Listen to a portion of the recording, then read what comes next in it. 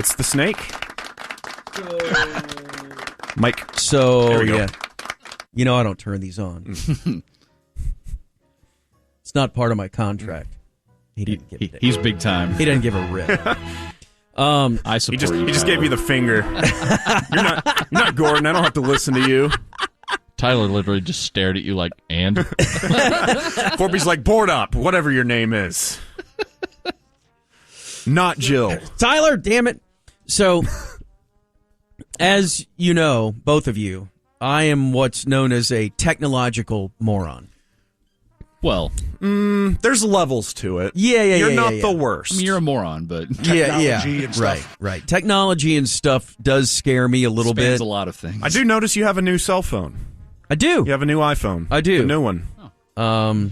My other one was swiped. The iPhone 5 you've had for like 20 years. It was just cracked in 1,000 different places.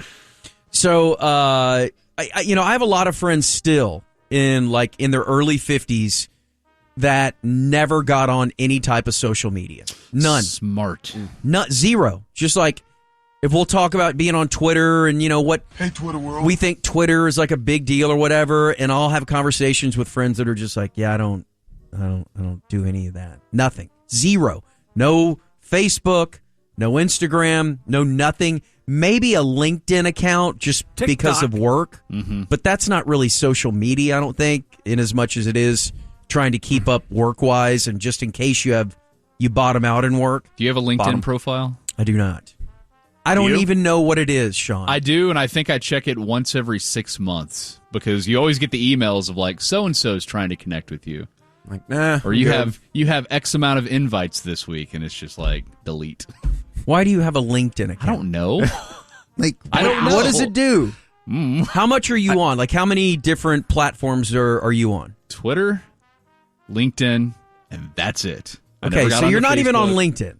Really? No. Okay. There's a picture of me and my wife in an opera. That's our profile picture. What about you? We had to make a LinkedIn in college for some reason. Like as a senior part of a school core thing. class, we had to, make a resume, and I guess LinkedIn was getting hot at the time, and I created one, didn't really do much with it. So I've got Twitter, which is it's great for work, but if it wasn't for work, I don't know if I would use it. I've got Instagram, but I keep it private because I don't consider that part of the ticket. That's just personal life stuff, so I keep it private. So are you active on there at all? Not really. Yeah. I mean, I'll throw something up every now and then, but I don't reach out to anybody or try to reconnect with people. Right. So my kid and I were on the golf course on Saturday, and we're rooting around, having a good time. And I took a picture and sent it to my wife or my sister, some girl, I can't remember. And it's Sydney Sweeney. Probably Sydney. Yeah, she Bingo. loves. Yeah. And my kid goes, "Why don't you post that on Instagram?" And I'm like, I've never posted anything on Instagram before. And so he was like, "Here." And, blah, blah, blah, blah, blah, swims through it really quickly, and then, bam, posts it. And then, balloons appear on my phone because it says, "Your first post," and all this stuff. My sister, within 10 minutes, is texting me. She's like, "Did you just post on Instagram?" What are you doing? Yeah. My wife, she goes, sent me a text and go, within 15, 20 minutes going, "Oh, so you're on Instagram now?" I'm like, "What? I don't know." How active is she? You get that hit of dopamine, oh my God, people like this. I'm addicted now. Oh, it's so good. I don't know. Maybe once an hour. I have no idea. Really? I don't keep up with it. I have no idea. I know she's constantly showing me things. Oh, it's mainly dog videos, here, look at this. Oh. Yeah, Frankie. How does she feel about you posting photos of the kids online? Because the wife really hates it when I throw up a picture of one of the daughters. She's like, "You don't know who's reading this."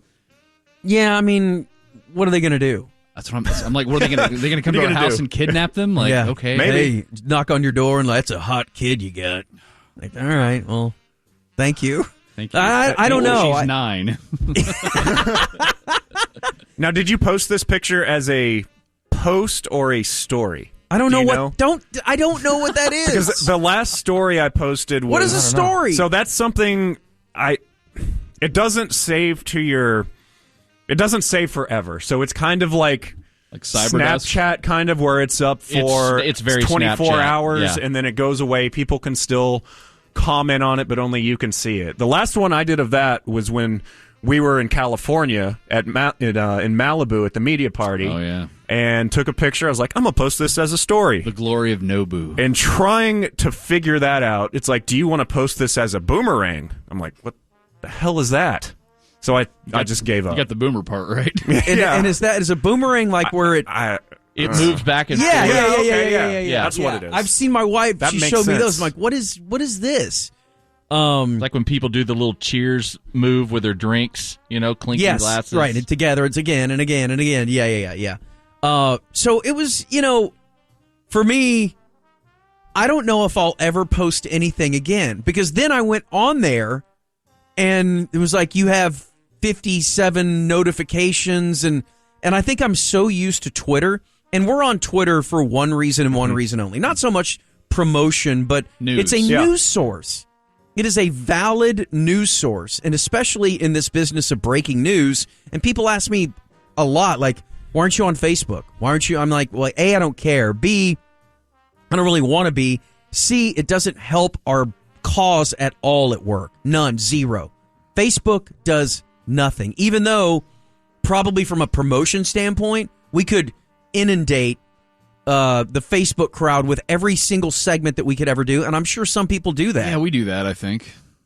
Yeah, our The station account will the station does? post, segments and stuff. But personally, I can't imagine being that involved, Like, there's just no chance. So, on the technological front, that was my first post. And then 2 days later, so this would have been Monday, like every time that I go to my bank app, Chase app, it says, time to update. Like every single time, I swear. We can't keep up with all your millions.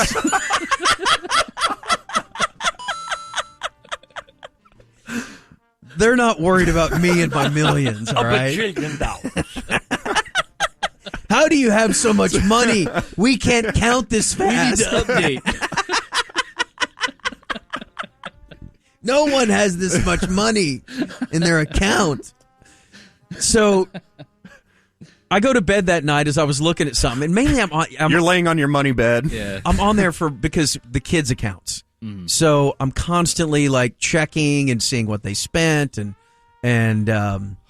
like why did you just spend $60 at Whataburger? That's a frightening thought.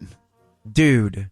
I'm about 4 or 5 years away from like, what are you spending your money on? Yes. Really? Yes. It's horrifying. We're already getting pressure from the young one to I need my own account. Right. I need my own spending money. I don't think yours will be spending $60 at Whataburger, though. Yeah. That's more of a boy thing. Let's take the basketball team to Whataburger. And then I'm like, and pay for everybody. Did they pay you back? Well, they're gonna. Wait, what are you doing? You don't do this. You don't even have $60. Really? So that's the problem that I have.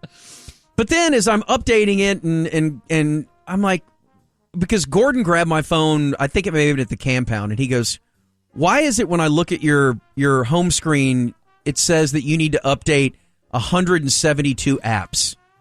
I'm like, I don't know. Because I haven't done that since 2009. Because typically if I need to go to an app, I'll hit it and it'll say you need to update it, and then I'll just update it. And so then my kid showed me that, like, hey, you can automatically update these, or when you go to bed at night, you can go to the app store, click on your little icon, and then just say update all while you're sleeping. I'm like, I am? Really? What, do you work for NASA?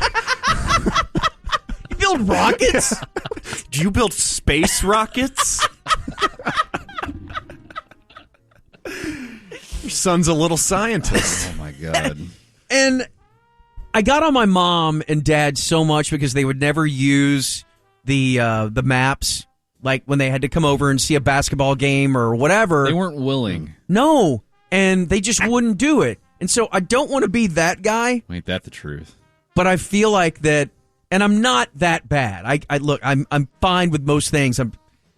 But I feel like that there are times when I'm like, oh my God, dude, I feel like I'm 100 right now. With my kid phone shaming me, Insta shaming me, all that. And I don't know if it's going to get any better. I wonder what age we stop embracing newer technology. Well, because you're in your 50s and you're not like, you're probably still more advanced than most people your age, on and maybe average, a little bit sure. older. Yeah, on average, but for sure. There's definitely an age where you'll have your iPhone, but the newer updates and stuff like that, the newer social medias, yeah, you're not going to embrace it because it's just not comfortable to you anymore. Right. And you don't want to make room learn in your brain. You don't want to learn it. Yeah. You just want to keep with your comfort zone and what you have. Right. And all the AI stuff that's coming down the pike, that's what I fear, let's say in 10 years from now, that everything is AI based and you have to keep up with certain algorithms just to stay in the loop in modern society. And I do feel that my generation will be just like, I'm out, man. I'm just not. Give me my iPhone 5 and let me be able to take a picture here and there and send it to friends, and that's about it. Because you didn't have internet in your youth. No. We did, sort of. Like, we were early internet. Dude, I mean, dial-up. Yeah, dial-up. I mean, really full on. AOL CDs. AOL Online. Mm-hmm. I was 25, 28, something like that, whenever the internet became a thing. So You're already working here. Yeah, oh yeah, dude. Yeah. I don't even know how I don't know. I swear to God, as a producer, a former producer, I don't know how we did the show. I have no idea. How did we do that? How did we get anywhere? How were we Get able to remotes? Seriously. Called a Mapsco. Yeah. A Mapsco. I used to have a Mapsco in my Jeep. Yeah, we all are. I did for sure. Anyway, You're doing great, buddy. I'm struggling, but I'm trying. We'll get you another Instagram post by the end of the show today. Okay, yeah, We'll do that. All right. It's a good theme for our show this morning. Struggling, but trying. Snake stories. All right, it's 6:33. Oh, yeah. Well, thank you, Tyler, very much. Today is the day, 60 years ago today, a day that will live in infamy, as Gordon likes to say. I don't know how much this impacted you guys. Obviously, I was not born when this went down. It was part of my youth as far as school goes. Big elementary school. It was only, let's say I was 5th grade, 1980. It was only 17 years prior to it. But at the time, it seemed like it was like World War II time. Or it might as well be World War I. It was before I was born. And anything that happened before you were born, when you were a kid, it's almost like it didn't happen. Especially since it was just the Zapruder film that existed of this. It just felt like it was so old and grainy. Isn't that weird? Like a moment like that. And, how old were you guys during 9/11? College, like freshman. I was in 7th grade at the time. Did it stop down school? For most schools it did, but at Lake Dallas, it was weird. That was a Tuesday, I want to say. So we had it on in the classrooms when it happened, because it happened right when we were getting to school. Yeah. And then we got an announcement in first period, hey, turn the TVs off for the rest of the day. We're going about business. So by the time the first tower fell, we had no idea. We had football practice that day. Yeah. So it was weird. For my youngest son, the gap between his birth and 9/11 is the same for me, my birth and JFK. That's so bizarre. Yeah. And so I'm wondering when he gets older how he's going to look at 9/11, or anybody that age is going to look at 9/11. Well, there's more footage now. Like, if you really want to know about it, you can actually go back and watch news reports. But beyond all that, do you even care enough to go back and look? I mean, obviously it's one of the most, outside of Pearl Harbor, which again seems like it was just a story, Pearl Harbor, JFK, 9/11. Those are the three most impactful days that the United States has dealt with in the last 100 years. Even looking at footage of 9/11 now, when they show it during the anniversary from 2001, it looks like it's from the 80s or something, just because it's not HD. Yeah, it's got to be compressed. Yeah. But it doesn't feel like it was 22 years ago. But when you look back and Yeah. You know, just anything you watch, even football games from the late 90s, early 2000s, just the styles look so out of date now. Feels like growing up here with JFK, because it was Dallas, I think we maybe studied it a little bit more than other stuff along the way. I remember sophomore year in high school, we had a history teacher quit mid-year, and they brought in this sub, and he had no idea what he was doing. But he was kind of like Gordo level obsessed with the JFK assassination. So we spent 6 weeks just studying about that. That's all we did, because he was interested in that. So we spent maybe a little more time than we should have on JFK and the whole... I mean, he even got into some conspiracy things. He got into the lone gunman theory and all of it. That's kind of cool, though. At least neat, it keeps you interested as far as, you know, going through the Revolutionary War, and then we're going into the Civil War. That is a topic that kids, I think, can wrap their head around. Mm-hmm. I mean, especially, no pun intended, especially here, because it did happen here. But again, the further you get down the road, and the sad part is, I know the Musers have talked about that documentary that just came out on Nat Geo. The further you get down the road, the less people are here to talk about it in a first-person way. Well, Bill Mercer was our mentor in college. And in he's North 97. Texas. He's 97 now. He reported on it. And one of the coolest parts of his class was him just telling us old stories about, you know, calling the Ice Bowl. But there was nothing more captivating than him discussing the coverage of the JFK assassination. Then they wrote that book, he and the other guys that did it. And I want to say he might be the only one still alive. He might be. Wrote that book. So Pierce Allman, you guys ever see the realtor signs for Allie Beth Allman? They're like, she's like, for the last 30 years has been like the realtor in Dallas. I mean, she sells like every giant house there is. So her husband was Pierce Allman. And we had Pierce on 10 years ago on the 50th because Pierce was the first person as a reporter to call into, I think it was BAP, I can't remember, it may have been KLIF, but he was the first person on the scene to call in. He was right there at the book depository. He literally bumped into Oswald as he's leaving the book depository. And having him on and retell those stories, and again, there's lots of YouTube footage from Pierce. Pierce passed away, I think, in the last year or two. But it's for me, as a history nut, it's beyond fascinating. But I just wonder, as we keep moving forward, you know, the 70 year, the 80 year, and when literally there is no one left to give you that first person account, you know, we're that way now with Pearl Harbor.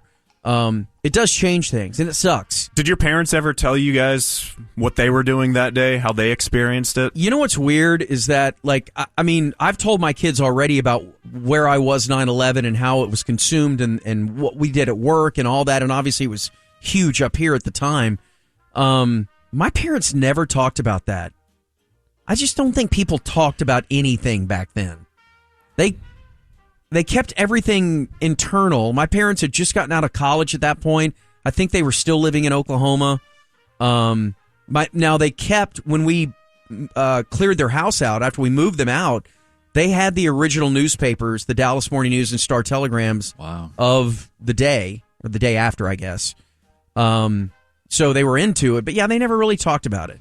My dad was a 7-year-old, and he said that they... Living here? Yeah, living here. And they found out about it during school, and he knew more when he got home and watched the news. But he was a little kid, so he couldn't quite process it. Yeah, like, how weird is it that like Reiner's classmate, however old he was at the time, I can't remember.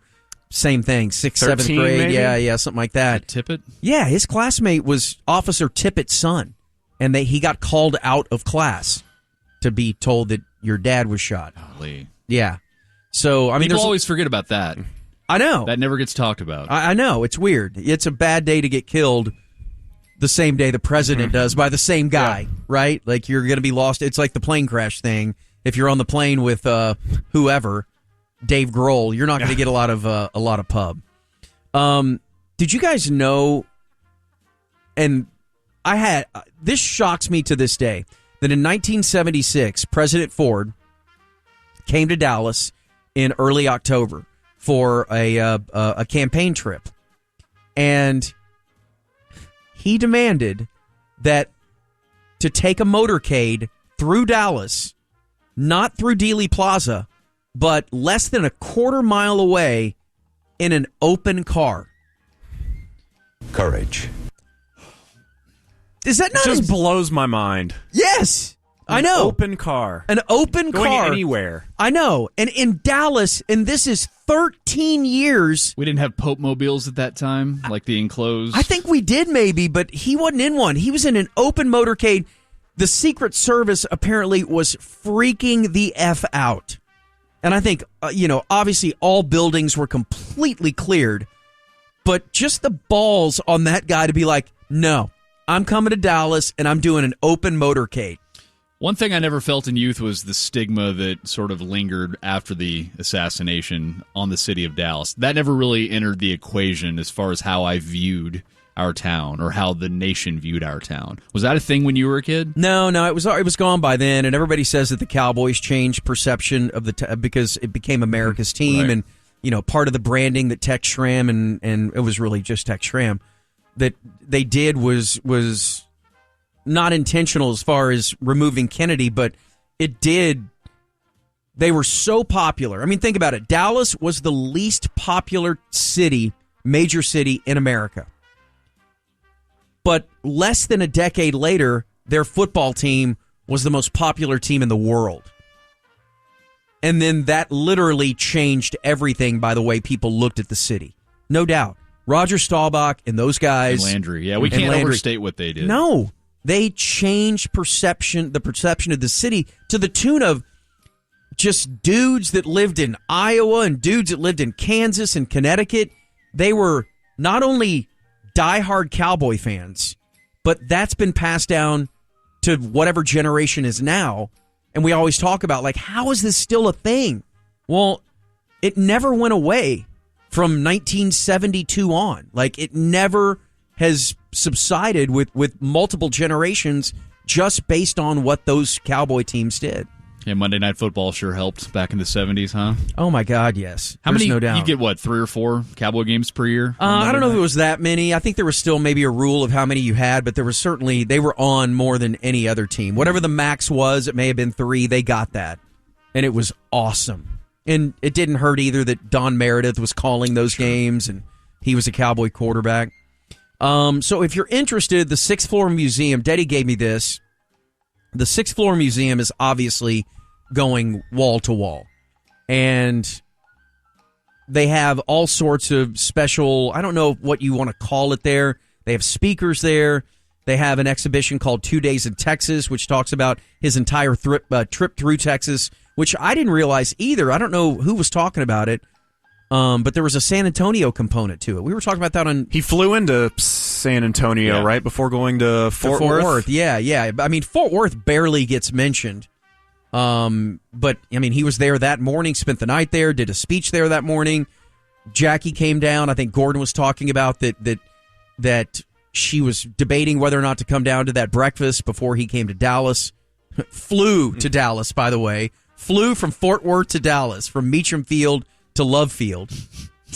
What? I know. Like, how long... Something Corby would do. We got a remote in Fort Worth. The Get on the DFW Heartland Turnpike chopper. was a thing then, we wasn't had a it? freeway. I think Air Force One, too. He took Air Force One. Again, I could be making that up, but from the footage that I remember, I know. They flew from Meacham to Love Field. What is the time in the air? A minute? And I'm not joking. 2 minutes? Yeah. Takeoff and landing, however long that takes. Yeah, it's bizarre. More questions than answers. Yeah, I know. There's a permanent exhibition. Have you guys done the 6th floor? Not as an adult, and I kind of want to. Like, we would go when we had family in town, from out of town. That would be the thing that everybody would do. And it's probably been since I was in high school since I've been. Yeah, I want to take the kids. Okay. They need to see it. I cannot believe I haven't taken my kids. Really? No, I've not, and I feel like a jerk for not doing that. There's not enough Steph Curry. Well, and that's the thing. Earlier in their life, we had to revolve every vacation, every little side trip around there being a basketball goal so they could go shoot. Like, we would go to San Francisco and have to get a hotel and find a local basketball court where they could walk over to and play basketball. It was ridiculous. So You can't set up a hoop on the grassy knoll just to... yeah, right? ease Yeah, them. they need one, right? For kids. But, like, I and then I knew they wouldn't be interested, and then they got to be teenagers, and honestly, I've not thought about it. And that's really sad because we drive by there every day. Every single day, basically. Are they we're interested right by it. in that at all? Do they like history or just sports history? Sports history. Yeah. Like, they love sports history, but they're not really interested in history. And I think history is you get interested in that in college, maybe a little bit in high school. Like you said, Sean, you remember that history teacher you had. Mm-hmm. But the odds that you remember specific things from history class in high school are pretty rare. Everything's so surface level at that point. It is. I thought in college it got really, really interesting, and I got fascinated by it all. But yeah, the 6-4 Museum, they got authors coming to speak, all of it this weekend. So yeah, it's worth your time to investigate. The thing at the Texas Theater in Oak Cliff is also pretty interesting in that as well. They're doing an all-day thing over there for the 60th anniversary, where Oswald was, of course, captured. We got birthdays? Yeah, we late? All right. A little bit. Richard Kind turned 67 today. He, of course, you guys recognize Richard Kind? Yes. Oh, yeah. From Curb. Yeah. Hilarious. He is the guy that George Clooney was roommates with back in the 80s. You know the cat box story? Yes. You know that I story? vaguely remember. Yeah, because George Clooney pooped in the cat box, right? Yes, because he would clean out Richard Kind's cat box, yeah. And Richard Kind didn't know it. It was like, my cat is so blocked up, he hadn't pooped in like 2 weeks. And so then Clooney took a man poop in it, and Richard Kind was like, oh my God! Oh my God! When did you eat corn? Jamie Lee Curtis is 65. Hey. The great Jamie Lee Curtis. 7 Mads. Fishes, that episode of The Bear. Oh, you seen that? God. She was awesome. Mads Mikkelsen, the actor, turns 58. He in the latest Indiana Jones, he was the villain in that. Mark Ruffalo turns 56 today. Scarlett Johansson, 39. Scarjo. Love her, dude. Let's see. Mariel Hemingway is 62. Retired Major League All-Star Greg Lazinski is 73. Terry Gilliam of Python. Yeah, Python, 83. And other sports birthdays that we don't have time for now, so screw that. Well, we're sort of up to date. It's 7:35 here on the Sweet Spot. Snake. It's time for Bit. What do we have planned for Bit today, fellas? Well, it's a time-honored tradition, 27 years in the making. Back in, I was talking to Wolonsky about this last night, and I can't remember the exact year that this went down. I'm sure there's a way to find out. 97 or 98, sometime in there. And back then, and I remember working on Thanksgiving Day up through like 2010. Mm-hmm. We would work on the actual day. And a lot of times, Mike and I, when we were doing the show together, we would, it was maybe even later than that. Y'all did mornings. We did mornings. Yeah, I remember running the board for you guys once, doing mornings in like 2012 or something. A Fahey story. Yeah. One year. Yeah. You spent like the whole show getting to know Fahey. Yeah, for sure. Because there was a lot there. There was a lot there. A large onion to unpeel. Absolutely. But yeah, we would work on Thanksgiving Day, and the Musers would too. And we would work. It was really weird. And I don't know what the impetus was from the company standpoint, because we would work Memorial Day and Labor Day and 4th of July, the actual days, for years and years and years. And we would do Thanksgiving as well. I didn't mind it. I actually enjoyed working Thanksgiving, whether it was, it would have to be mornings because afternoons were football. But anyway. Come up tomorrow for Countdown to Kickoff. Why not? We'd love to have I'll fly back, yeah. So, back in 97 or 98, I'm filling in. Fernando was off. The Musers were doing their show. And George brought his guitar and came into the producer's room back at the old Maple studio, Maple in Oaklawn. And at like 6 in the morning, handed me the guitar and goes, why don't you write a Thanksgiving song? And I'm like, all right, sure. And so I start kind of noodling around, and like in breaks and stuff, I was jotting stuff down, and then a couple hours into it, I'm like, all right, I think I got it. Whatever. I'd never written anything. Did you have the first line ready? Like, did you have one that was like catchy, and then you build the rest of the song around it? I did actually, yes. And maybe George and I were laughing at that line of Pocahontas was an Indian. Maybe that was the line. He was like, why don't you finish that song? And I'm like, okay, yeah, sure. So wrote it and then performed it live. I don't know if it was 8:40 or 9 o'clock or whatever. The recording you hear, I know I'm in studio, and Gordon was on the phone. Yeah. I don't know why. I don't know why somebody was on the phone for this, but I've always wondered when I hear this audio. Yes, it's Gordon. I have no clue why he was there on the phone, but we were doing the rant at that time, and maybe they got him on the phone to listen to the song or whatever. So Dealey Plaza? He may have Probably. been, yeah. So, yeah, this debuted in 1997, 1998, and the Muser's reaction is the best. That's why we like to play the original version of it.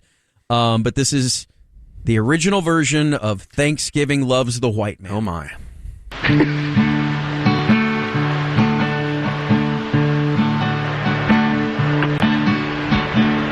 Pocahontas was an Indian. She liked gravy by the ton. The white men said they slept in her bed and got giblets stuck in their tongue. Pocahontas was an Indian. She liked white men by the score. Legend says she was on the pill and her nickname was Fat Whore. Oh my God. That's right. Thanksgiving loves a white man and the white man loves it back. That's why? We eat and watch football and head to the bathroom and take our afternoon nap. Thanksgiving loves a white man and the white man loves it back. We eat and watch football and head to the bathroom and take our afternoon crap. Sometimes little granny, well, she might get under our skin. And that's when we grab her by the nape of the neck and we beat her with a rolling pin. Late at night when we're frisky and our wife, she has a sore back, we'll down some Cuervo and a bottle of gin and take our chances with Cousin Mac. Thanksgiving loves a white man and the white man loves it back. We eat and watch football and head to the bathroom and lay down for our afternoon nap. Thanksgiving loves a white man and the white man loves it back. We eat and watch football and head to the bathroom and take our afternoon nap. Oh. Now the day is nearly over and I look at the setting sun. I wish Pocahontas was here right now so I could have a little fun. She would be my little squaw and I would be her man. When I was finished with that whore, I would smack her with a frying pan. Thanksgiving loves a white man and the white man loves it back. Oh yeah. We eat and watch football and head to the bathroom and lay down for our afternoon nap. Give it to me again. Thanksgiving loves a white man and the white man loves it back. We eat and watch football and head to the bathroom and take our afternoon nap.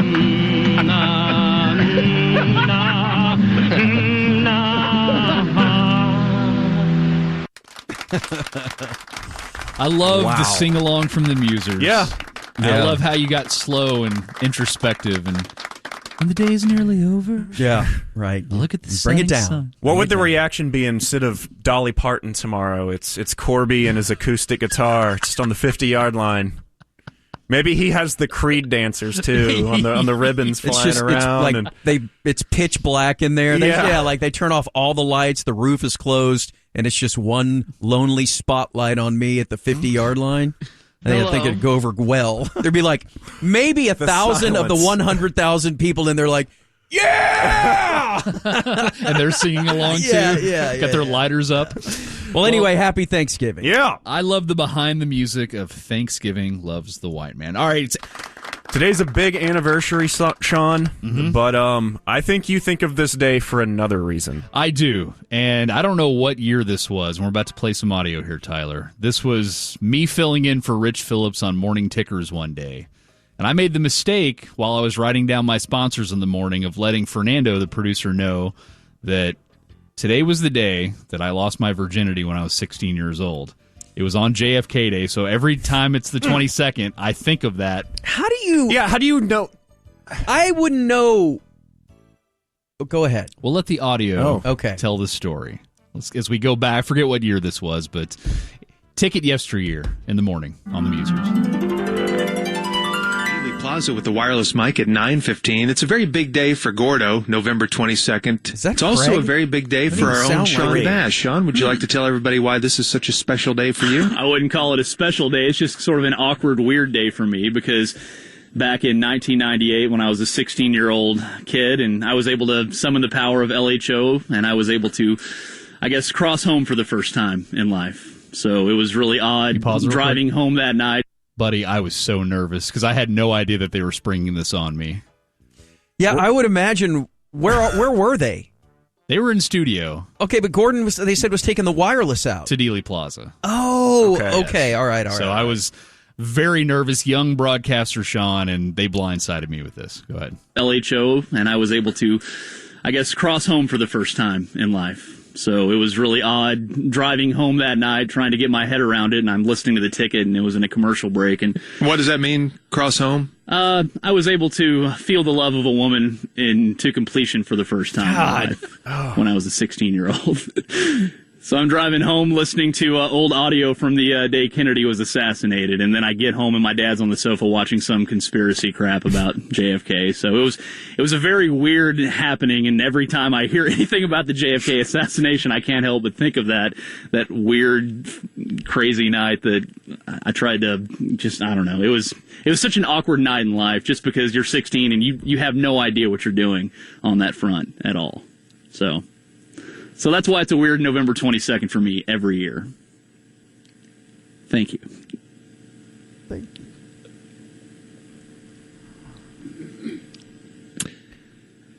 All right, it's 7:45 on Sports Radio 1310. 10-second layout. Let me ask you something. Like a son of a gun. I truly never quite understood this. Why would someone share something like that on the air?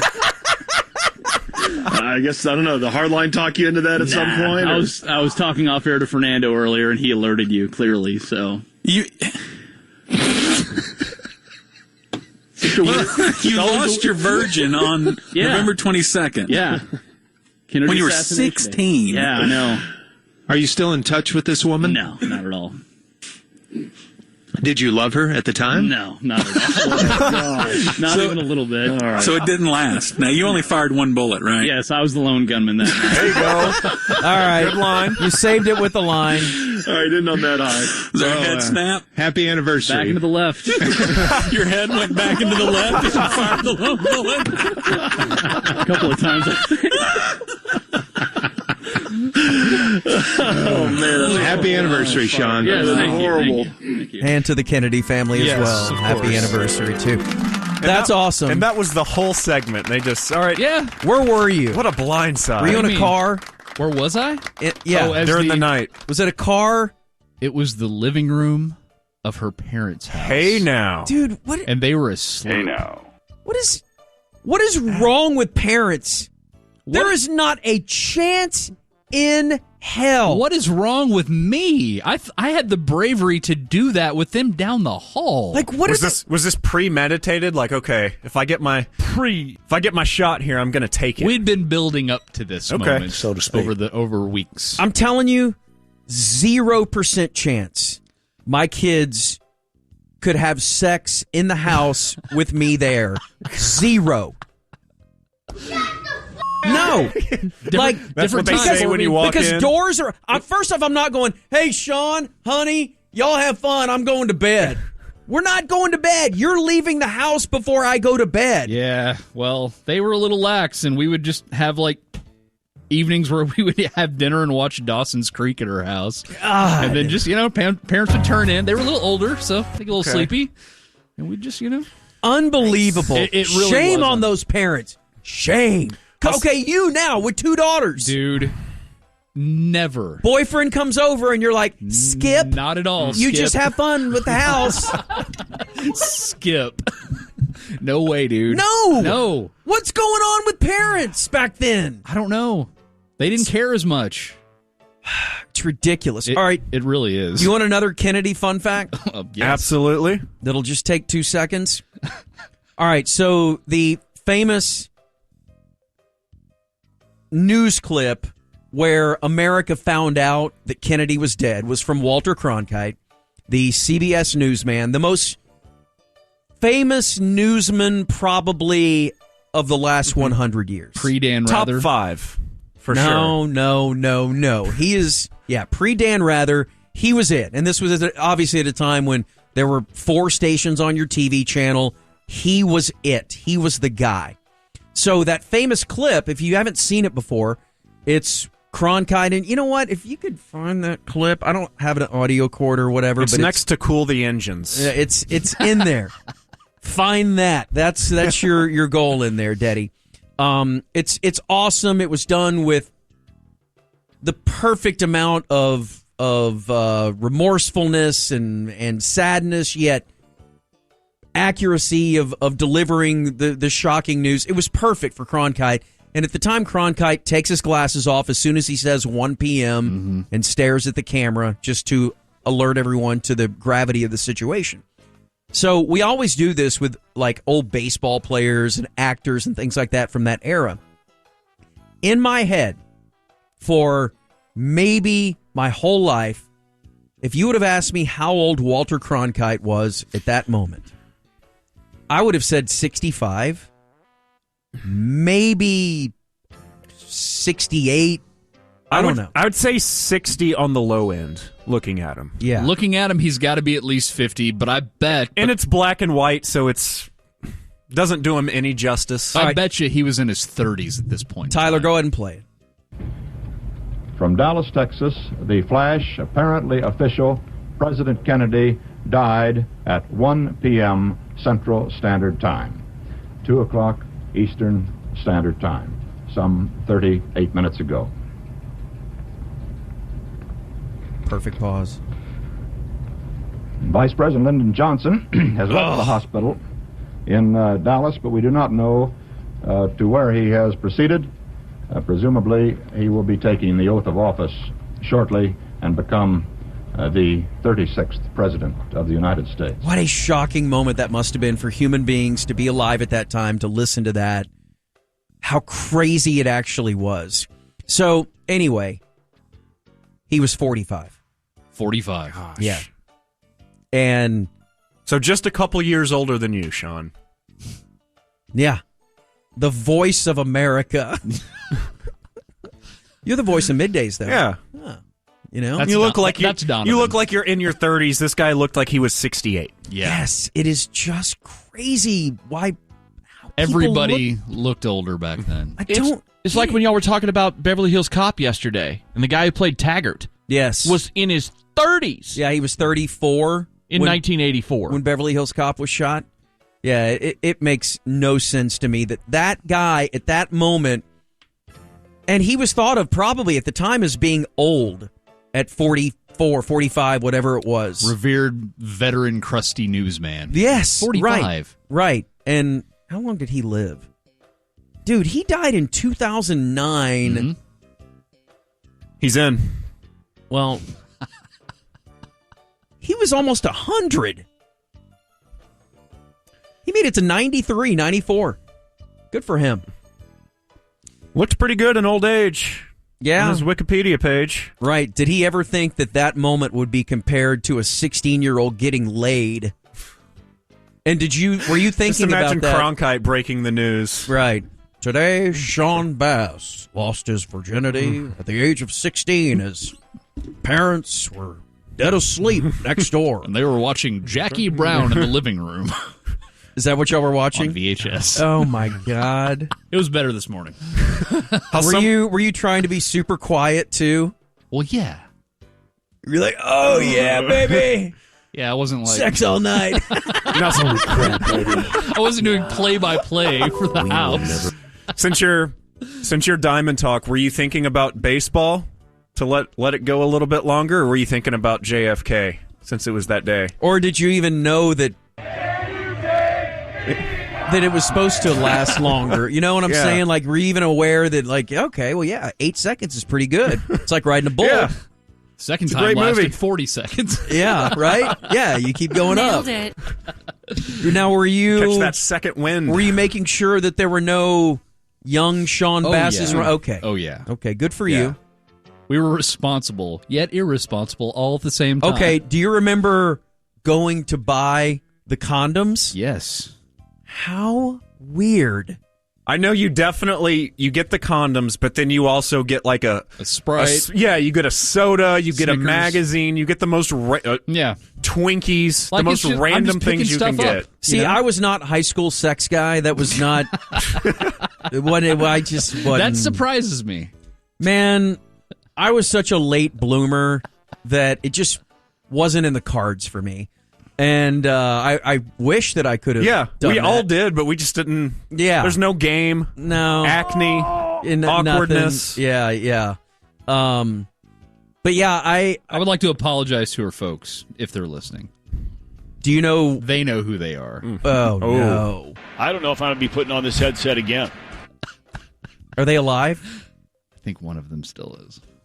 Yeah, What is she doing these days? I have no idea, and I do not We care. need to find her for White Elephant Day. We do not at all. That's a great idea. It's a horrible idea. Oh, man.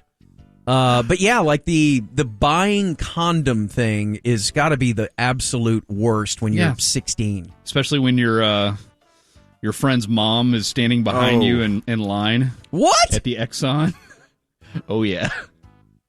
At the Exxon. Kid I played Little League with, his mom rolls up, hey, how you doing? And I'm like, good. Now, did you buy a package or did you get the single shot in the bathroom? Yeah. No, a package. You get the 12-pack. Got the whole package. Whole package. Well, there we go. Well, There's we're the sorry. corner. We're sorry about John F. Kennedy dying, and we're also sorry that to the parents who. But let this congrats on happen. the sex. Yeah, it was awesome for you. 25th Awesome, anniversary dude. today. Oh wow! Look at that. Wow. There we go. We'll celebrate. Yes. We'll celebrate by... You want another Kennedy fun fact? All right. We've had enough. Get the Steak Podcast at patreon.com/sportsgreek. Let's get our friends. So let's have a roll call here. Do we have a Mino? I am awake from my nap. Nice. Morning Mino this morning. Hi, Mino. Do we have a Bob? Remember when we mixed a couple hours ago? Man, that was a good time. Hey, guys. Corby had a bit of an e-break. Hi, Bob. He did indeed. The Corby? She's a bitch. And the Muse. I tell you. Yeah. All right. We are all here, all of our friends, celebrating Thanksgiving Eve. Before we get into our picks, Bob. Yes, sir. There's a thread going on Twitter about MC Hammer that you 100% have to read. Oh, really? Yes. Okay. It's awesome. Do I just go to Twitter and it'll be there? I would, if not, I'll try to find it for you and send it to you, but it is incredible. I know how much you hate MC Hammer. Oh, come on, man. That's a little harsh. And that may It's change. just dislike? It may change your mind a bit about it. I'm telling you. Okay. Seriously. All right. The standings are incredible. We have We just movement flushed the once toilet. again. Corby is still in first place with an incredible 67-43 record after 110 games. What is going on? I don't know who's doing what. Playing drops. What is happening?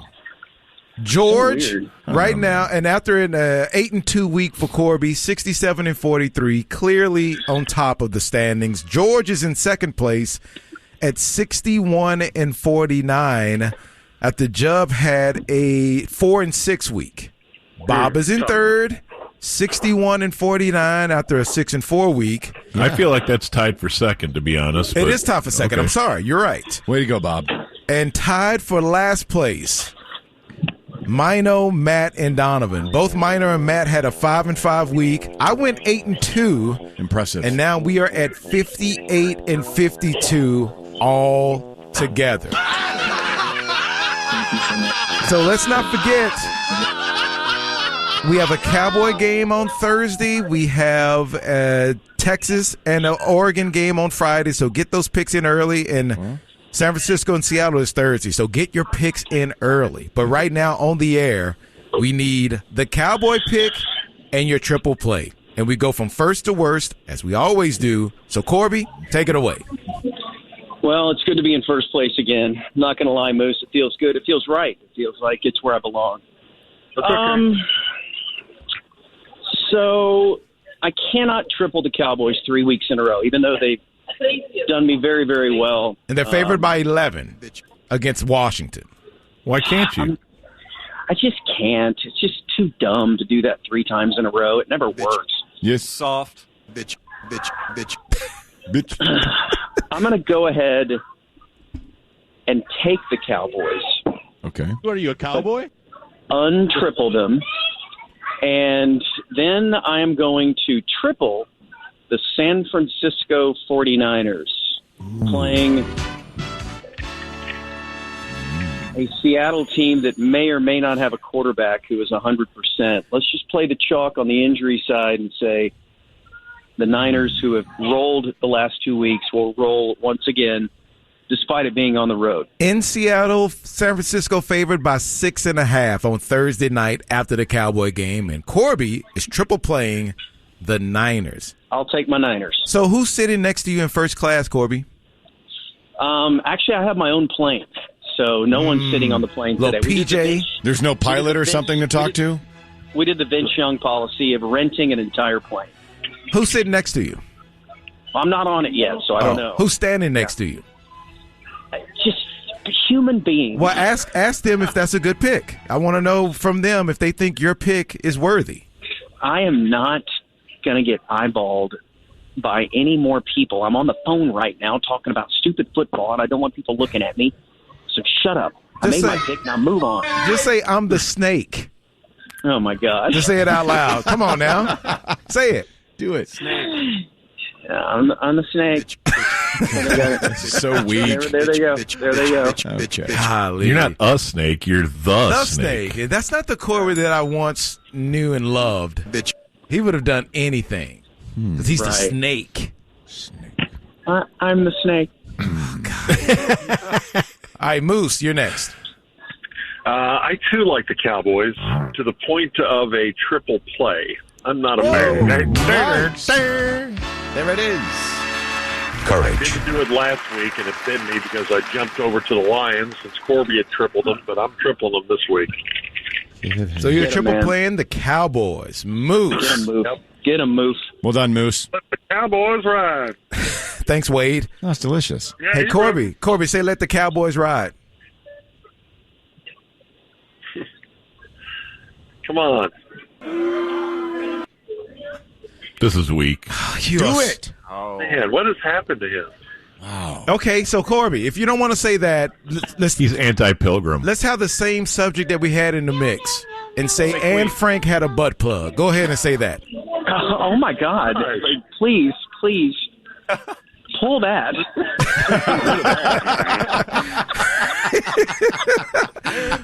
Bob, you're next. Gentlemen, I would like to make Picks with Friends history because I don't believe anyone's ever done anything this dumb before. Okay, now we're talking. In Week 4, you may remember a Thursday night game where Detroit was visiting Green Bay, and I took the Packers on a triple play. You did. In a game they lost roughly when opening kickoff happened. So, for the first time in Picks with Friends history, I'm going to triple play the same game the other direction. And I am taking the Lions laying 7.5 at home on Thanksgiving to drill Green Bay. Nice. Oh, triple playing the Lions. And Frank had a butt plug. Stop that. A good friend of mine. Well, Corby said it first. Donovan. George, I never said that. George, please play that for Peter King next week. We didn't have time for that. Corby said it first, and we'll hear it in the e-break, I'm sure. I got the Cowboys, too. Oh, Cowboys. Okay. Mino, you're next. What are you, a cowboy? Give me the Cowboys. They'll win by at least 20 Cowboy? points again. Cowboys. I think Easy the pick. Cowboys. Won't be my triple, but I'm going to go to the SEC, Missouri versus Arkansas. Oh. The better quarterback, Brady Cook. This game is at 7.5 points. Mizou and Anne Frank. Mizzou triple play. Nice.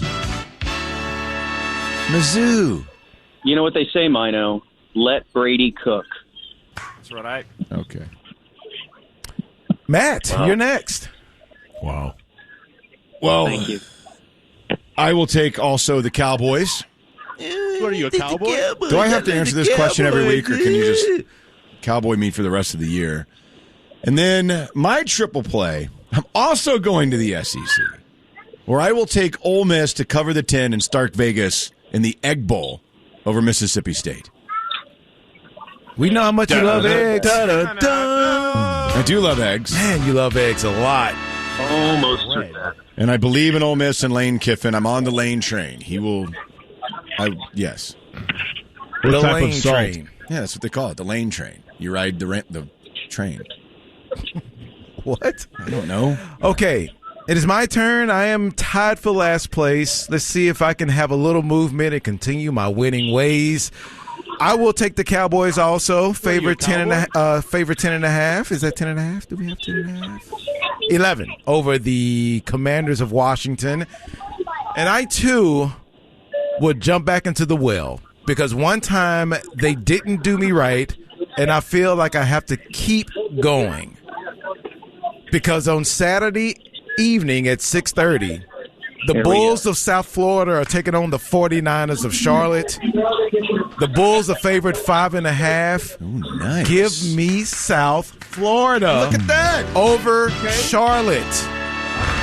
The only Charlotte I recognize is Jones. You think they go to Mons Venus? Hell yeah. They damn sure do. Are they good Charlotte? Oh, no. Oh, no. Corby? Donovan? Anything else you want to say to the fine folks standing in line at the airport? I'll put the phone on speaker, and maybe you can yell out your favorite new slogan. And Frank had a butt plug. Yeah. Oh, okay, cool. All right, friends. Thank you so much.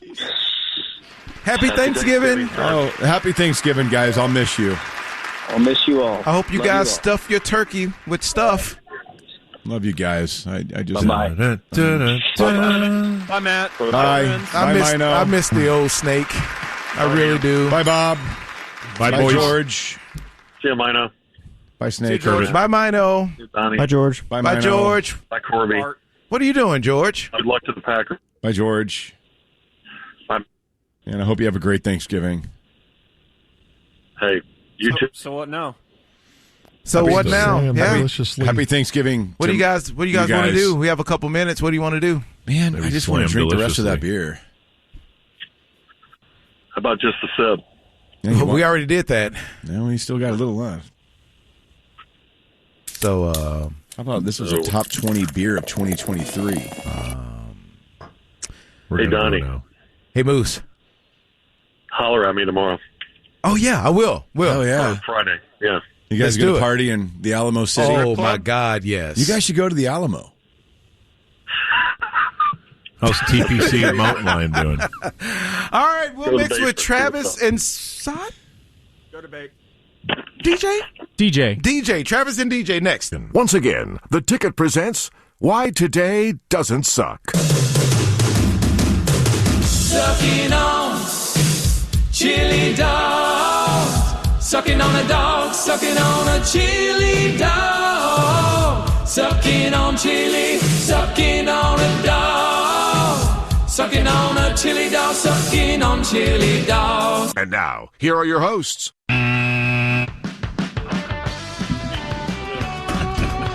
It is 2:57 here on the Sports Radio and the 96.7 The Ticket.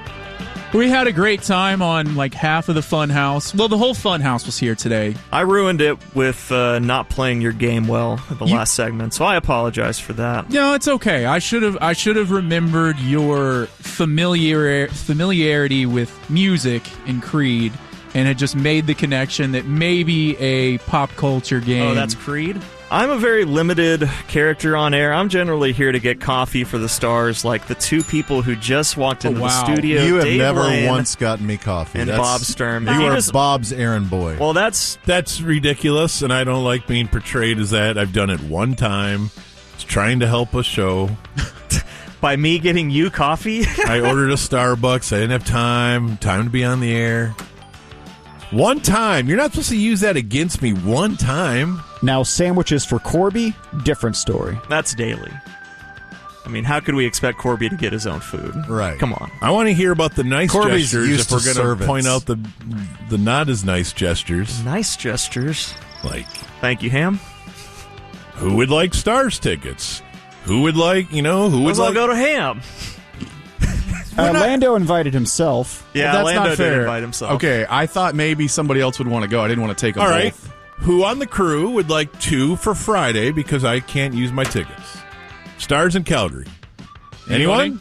Anyone want to? I took the last ones. Do we have to go to Calgary? The game is right here, you idiot.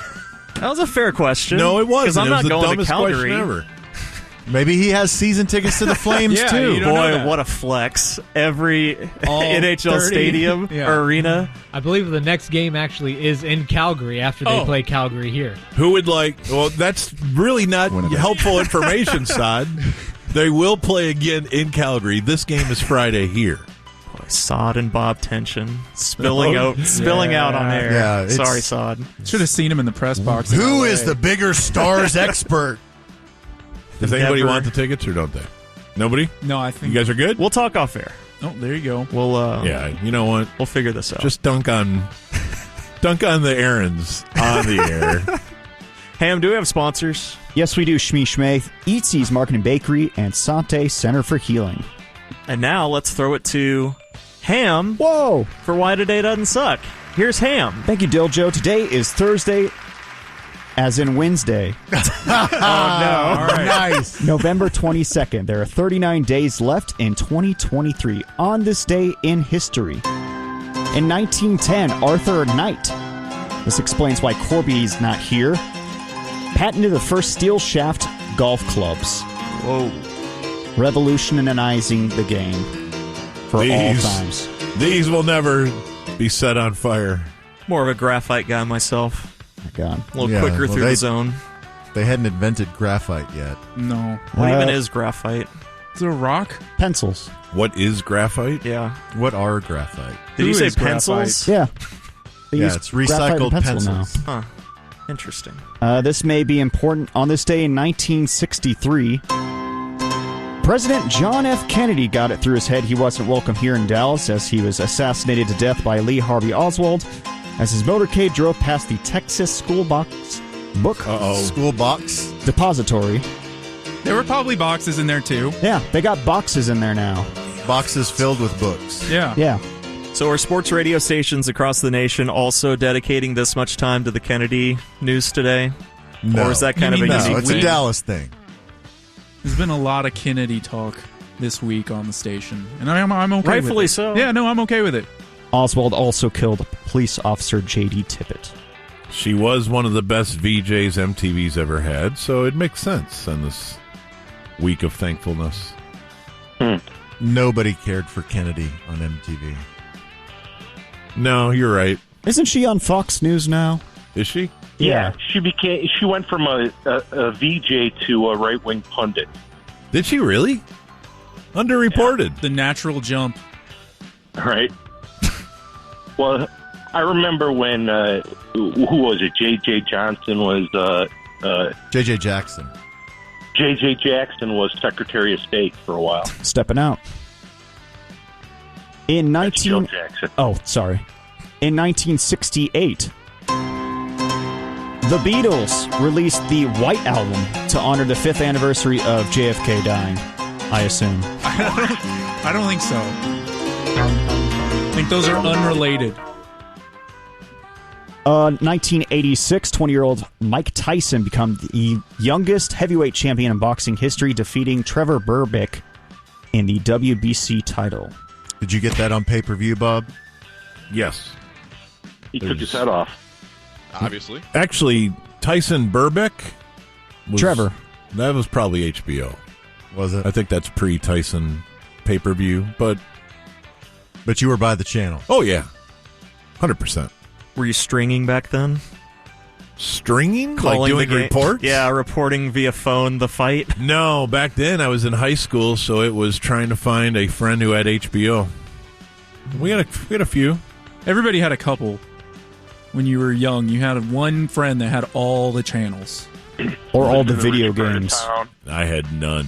Oh, no. I had rabbit ears. Oh, Bob, I'm sorry. Yeah, I had HBO, and in television, my buddy had Atari and Showtime. See, when my so parents... it was an exchange program. Yeah, when my parents got divorced, that's when Dad really went big for the big package of TV channels, and we got all the movie channels, the Sunday Ticket, and... It's always Dad. Yeah, it works Mom out never that does way. that. Mom never gets all the channels. No, not at all. Well, yeah, that will happen at 4 a.m. when Dad goes to deliver chips.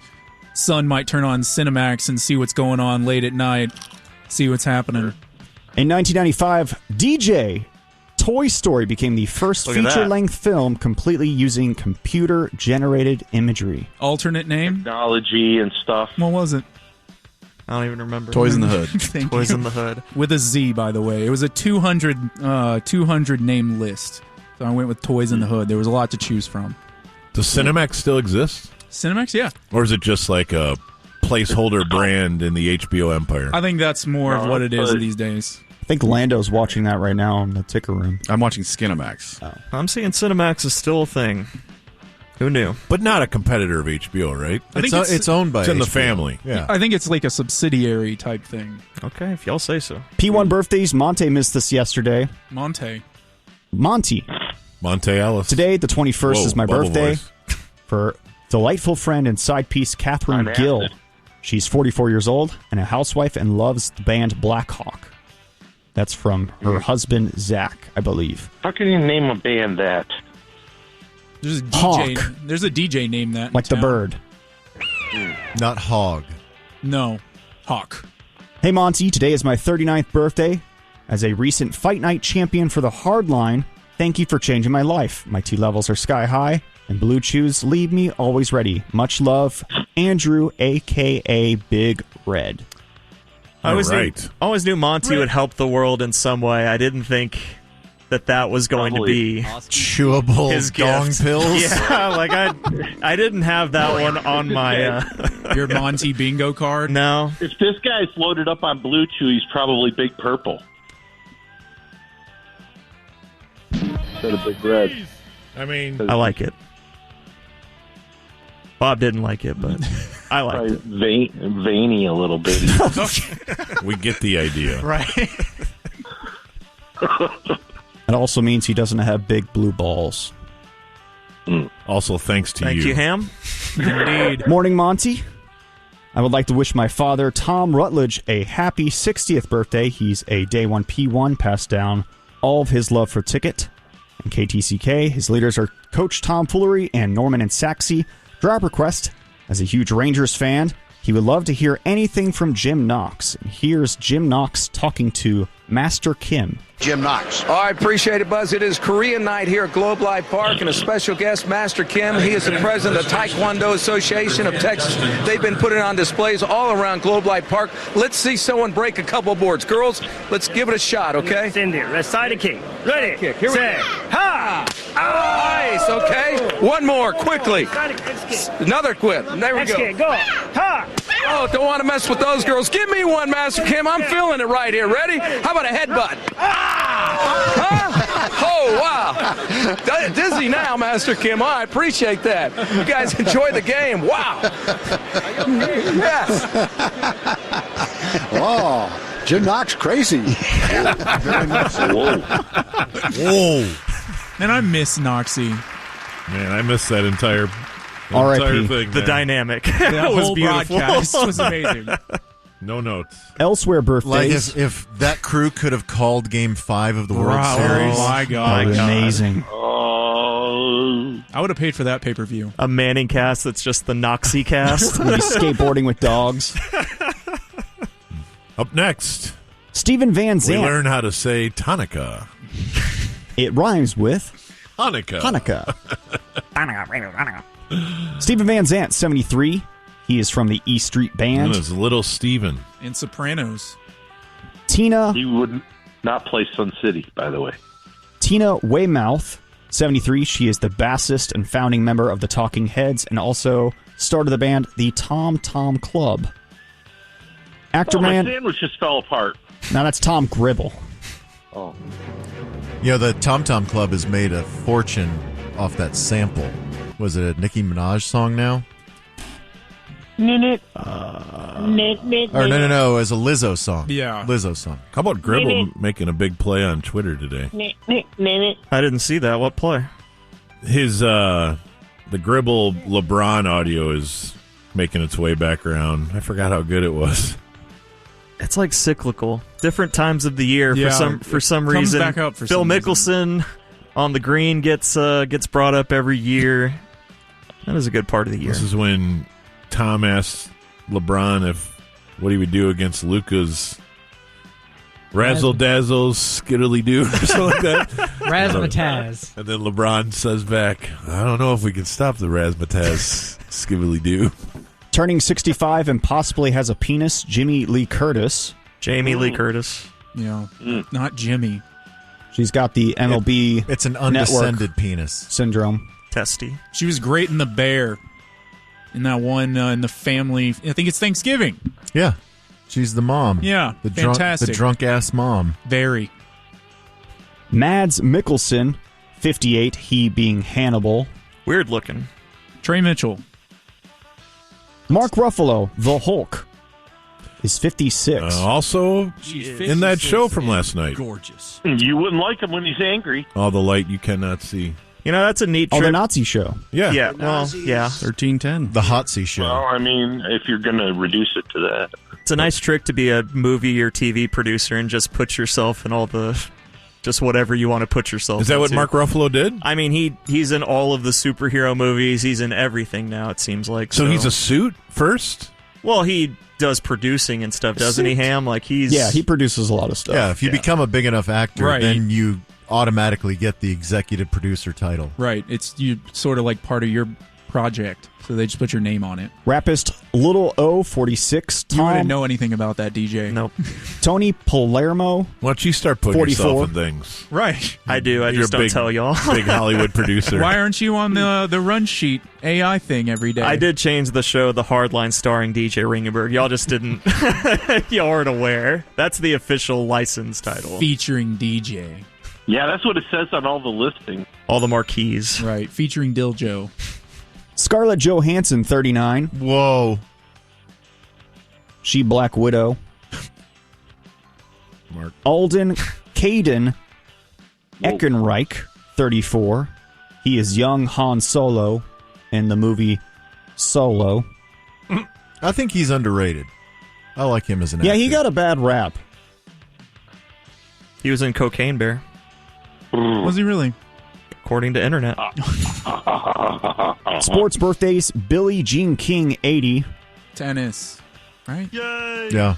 Undescended penis. To A the lot of tune- those today. Yeah, she has Jamie Lee Curtis syndrome. Did you just ask if Billie Jean King was in tennis? I was confirming. To the tune of Caribbean Queen. See if you can do something there. Billie Jean King. Greg Luzinski? What? Yeah, start that over. I'm going to skip it. Okay. Boris Becker, 56. Pickleball. Boris Big pickleball, tennis. A They man they that should call tennis big pickleball. Bob may have gone shirt off with, Joe Nathan, 49. That was another member of Bad Radio. Oh, okay. That was Big Mac. Drew Pomerantz, 35. Brock Osweiler, 33. The uncomfortably named Juju Smith-Schuster. Why is it uncomfortable? Yeah. Yeah, right. Because it has a hyphen in his name. Oh, okay. I find hyphens Okay, uncomfortable. all right. He's 27. The discomforting hyphen. Yes. Just everybody. He's with the Patriots now? I mean, you got to be careful. He's bounced you don't around want a to lot. One of those.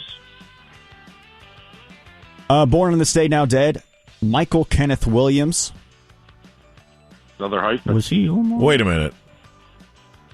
I don't think he made it, bro. Born on this day, now dead. Oh, okay. He was broken. All right, just trying to help. Just trying to help over here. I might have missed Broke it. his hyphen. For that, I apologize. A lot of moving parts in there today. I mean, you're doing a great job. Also, thank you. Not enough people are saying it, Give but you a you're point doing a for great that. job. Thank you. Yeah, you are filling in admirably while Monty is battling diarrhea. Yeah. I don't know if that's what it is. So much diarrhea. Incredible amounts. I'm also getting half these names wrong. Also, Well, born now it doesn't dead. matter if you don't Probably say a little more than half. A little more than half. If I act unsure when I'm saying them, I think it comes across better. Rodney Dangerfield, born now dead. You're really selling it now. Does Rodney Dangerfield hold up? I didn't quite get it at the time. Okay. It's a lot of the same joke over and over. Clips. Look at old Carson clips with him on the show. Okay. There's no way I could get this wrong. Fusahiro Yamauchi, founder of Nintendo, born now dead. It's a big one. Contributed. Dead, still For sure. dead. Michael Hutchins, Hutchins? vocalist of NXS. He was too beautiful for this world. Holy cow. He had Suey at 37. Yeah. The great. He forgot the lemon wedge. The lemon wedge did not work. Yeah. The greatness of NXS. How high would they have gone? I think they'd already peaked. Yeah, they probably did. They did like a little return thing like in the Okay. early All right. 2000s too, and I think they did like one album and then dipped out again. I was going to say, in fairness to the truth, Dave's right. But maybe they should get like Gary Sharon and do another tour. No, you need guy. Michael, but Live Baby Live, very solid live album. And then, of course, what was the second one? What was Shabu Shabba? Nah, okay. The big one was the one Kick? with Devil and with Kick, and then the one after that was Suicide Blonde. Is that the name That of was the album? single. I don't remember the name of the album. Both great albums. Devil Inside? Or is that the song? That's a song. That's a song. Okay. Let's get Hologram NXS up. Let's do it. Get him on tour. Sex for points. JFK, also dead, still dead. Jack London. The pirate Blackbeard, also dead, still dead. How could you even know that? Internet. Were they tracking that death real closely? He died in battle, so there's historical account of it. In what year? He died in 1718. Man, that's pretty cool to say. Confidently say he's dead. Also died of a heart attack at the age of 60, Shep Howard. You're right. You know that the Three Stooges, when Shemp died, and I'm not lying, he died midway through they were filming something, and they had to use a guy, and he stood with his head facing back to the camera for like 5 minutes. And I've been waiting for how long to play that drop. And that's why today doesn't that's, suck. I don't think that's a drop. I think that's like a show. Right. 5, 4, 3, 2. And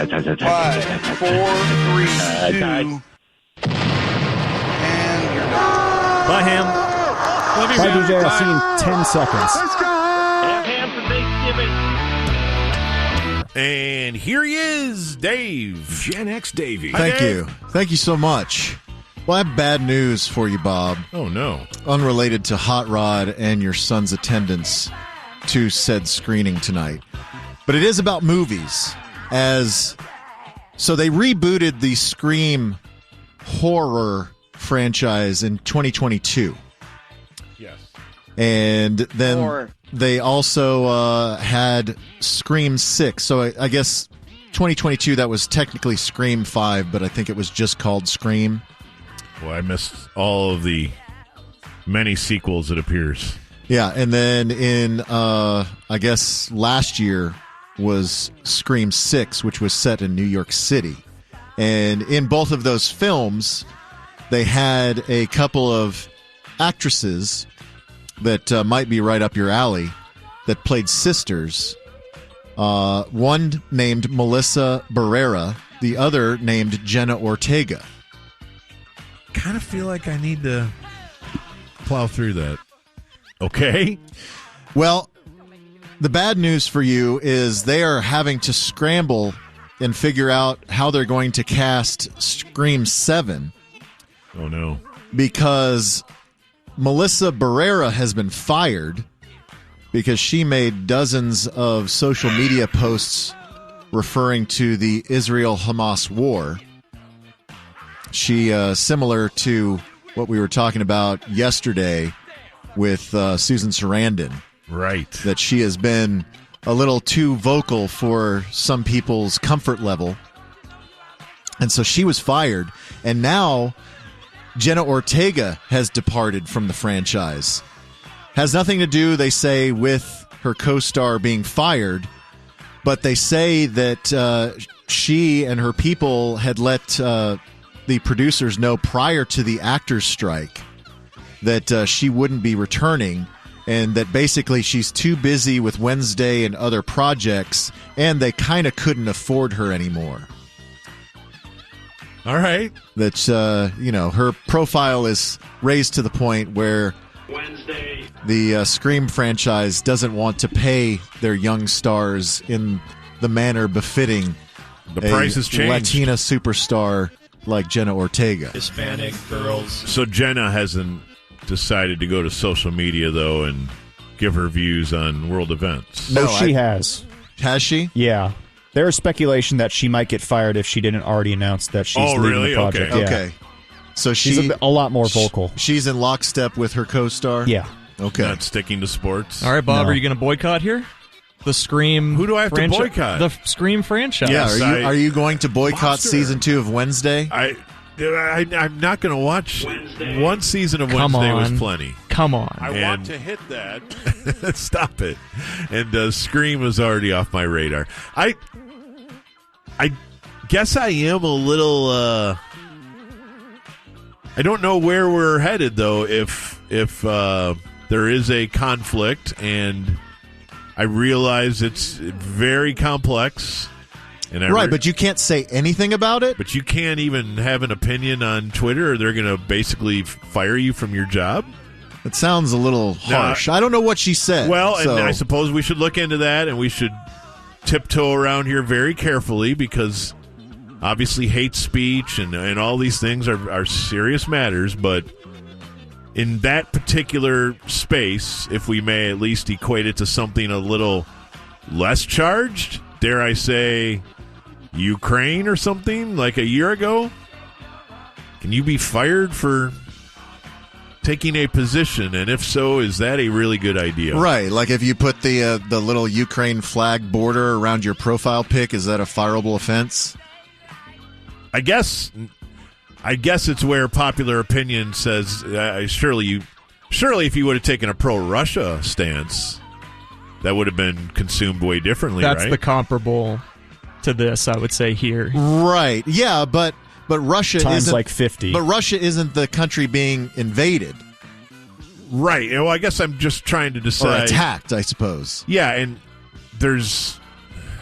I guess there's really no benefit for us even having this conversation No, in the because microphones. we're complete morons on the entire subject. Take a stand, Bob. Come on. Well, no, but go I mean, hard. But I mean, there are world events that are very important to certain people because of family, because of ethnic background, or whatever. And I don't know if that should violate employment, having a take on that. But obviously, I'll sit this one out and meekly walk back to sports here, if you don't mind. Right. Well, while people on the other side of the world are fighting for their lives, we are going to eat tons of food and then go shopping. Because that's what we do best. Yes. And, of course, Friday is the first ever NFL Black Friday game on Amazon Prime, as the Dolphins will take on the Jets. I'm sure that looked a lot better before Aaron Rodgers got hurt. Is that a day it's game? It's a 2 p.m. kick locally. Heard right here on the ticket. Yes, heard right here on the ticket, as Lando said. Allow me to endorse that game and that listening experience on the ticket by saying I wouldn't watch that game if it was the last game on Earth. Now, I might listen to it. Okay, because then I can run errands. Right. And yeah. Well, yeah. do honeydews. Sure. Okay, so here's the deal. As all Amazon customers can stream it for free. You don't have to be a Prime customer. And the reason why? Because they're going to be dropping deals. Amazon is going to be dropping deals throughout the game. They're going to put a QR code up on the screen so you can buy the thing. And there's going to be one big limited time deal per quarter. Shut up. No, I'm serious. Like dog food clearance no, sale? it's gonna. They say it's gonna be stuff like Dyson vacuums or like Beats headphones or Legos or something. So this is how Amazon takes down Black Friday. Yeah, right? because they have Cyber Monday. They don't want you but to now go to they are encroaching on Black Friday. We don't want you to go to brick and mortar.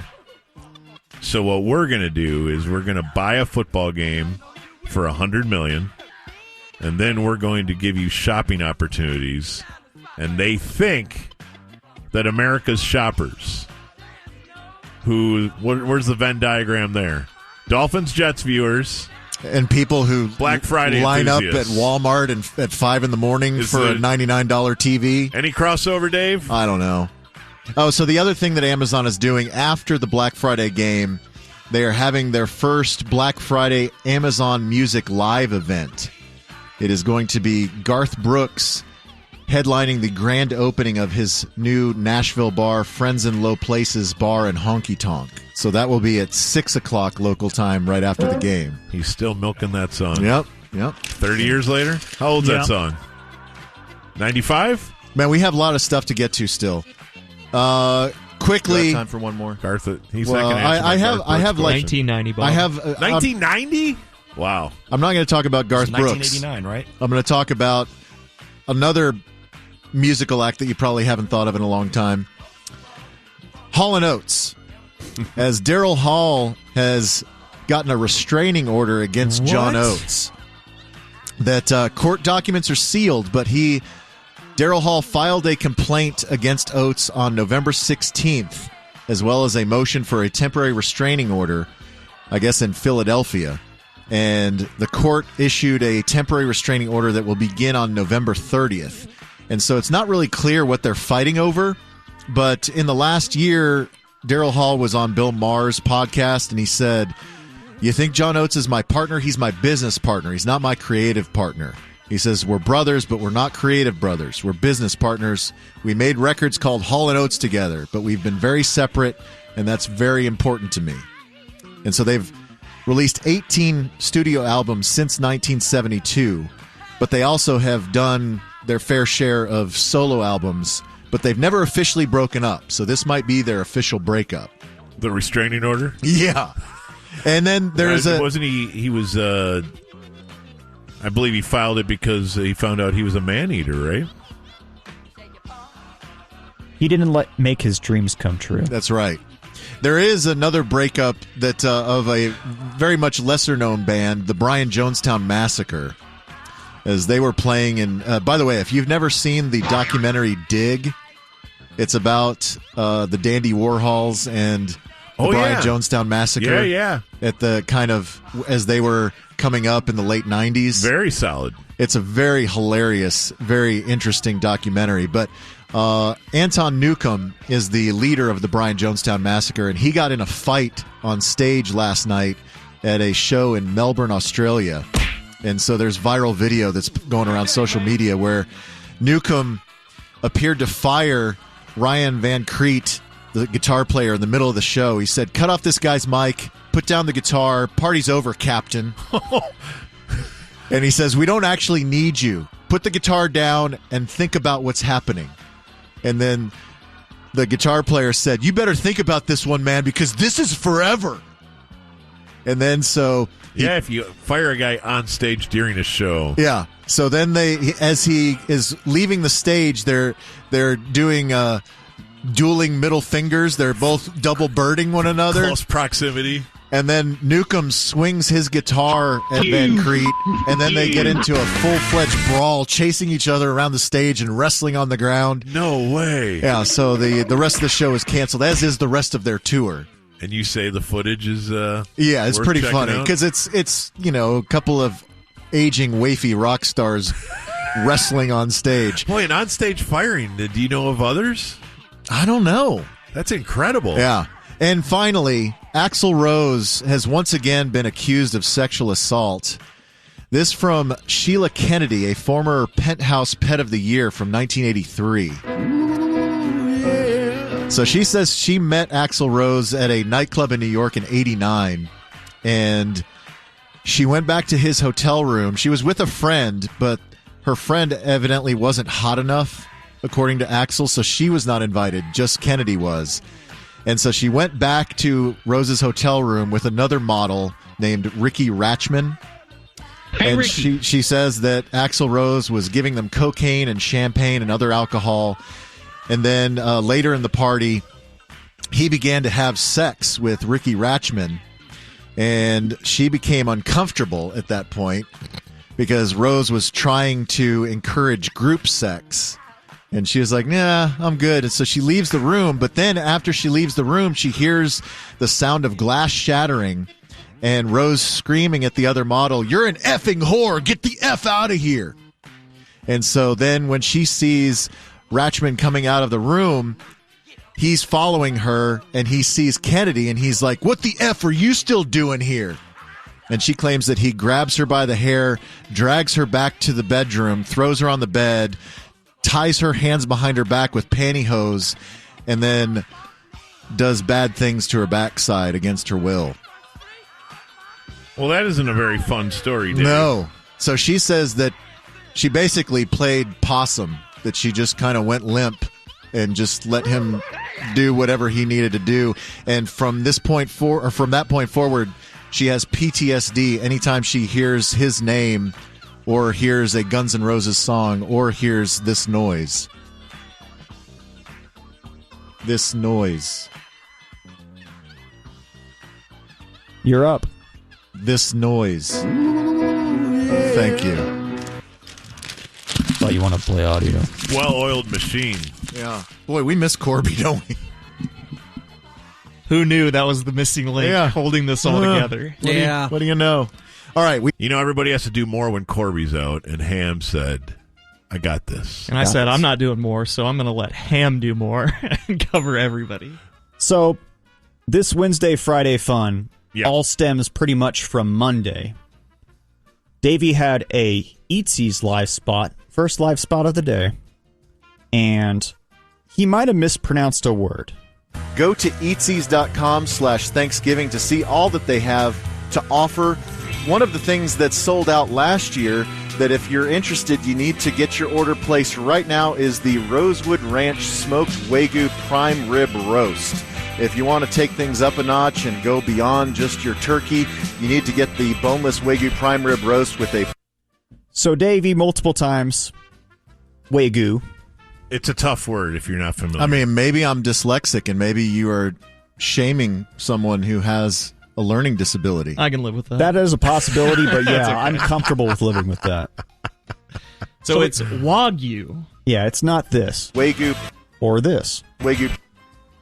So if you say it faster, it's still not right. No. Boy, but that's You tried. That's a broadcaster trick we've all tried, is just say it really fast, and maybe it could slide by. So in the break, we told him, hey, you're pronouncing it wrong.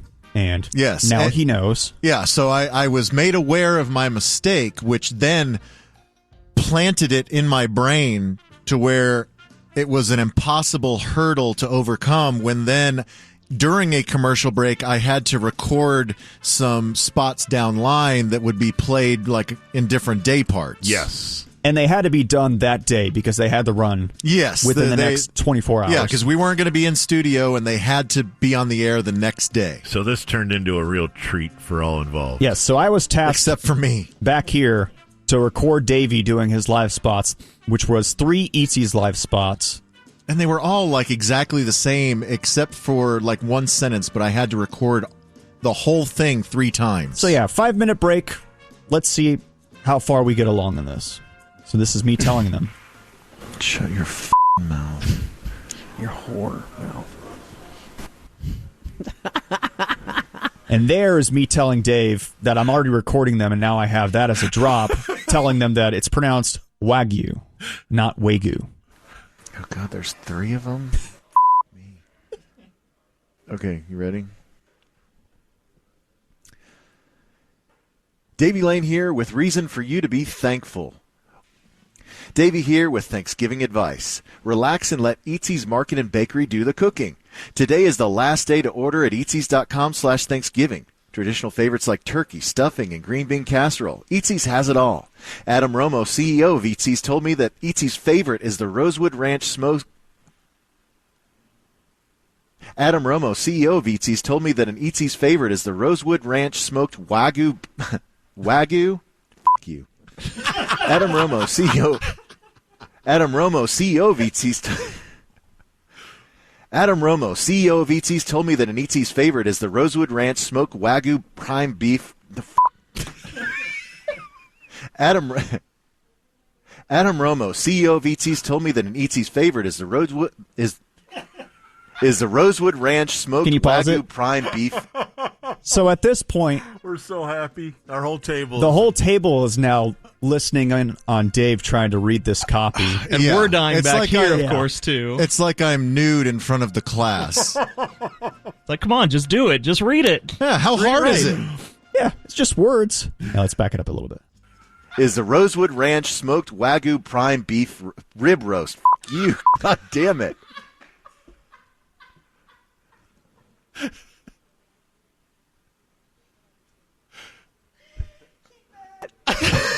Keep all that. And we want all of that audio. You're a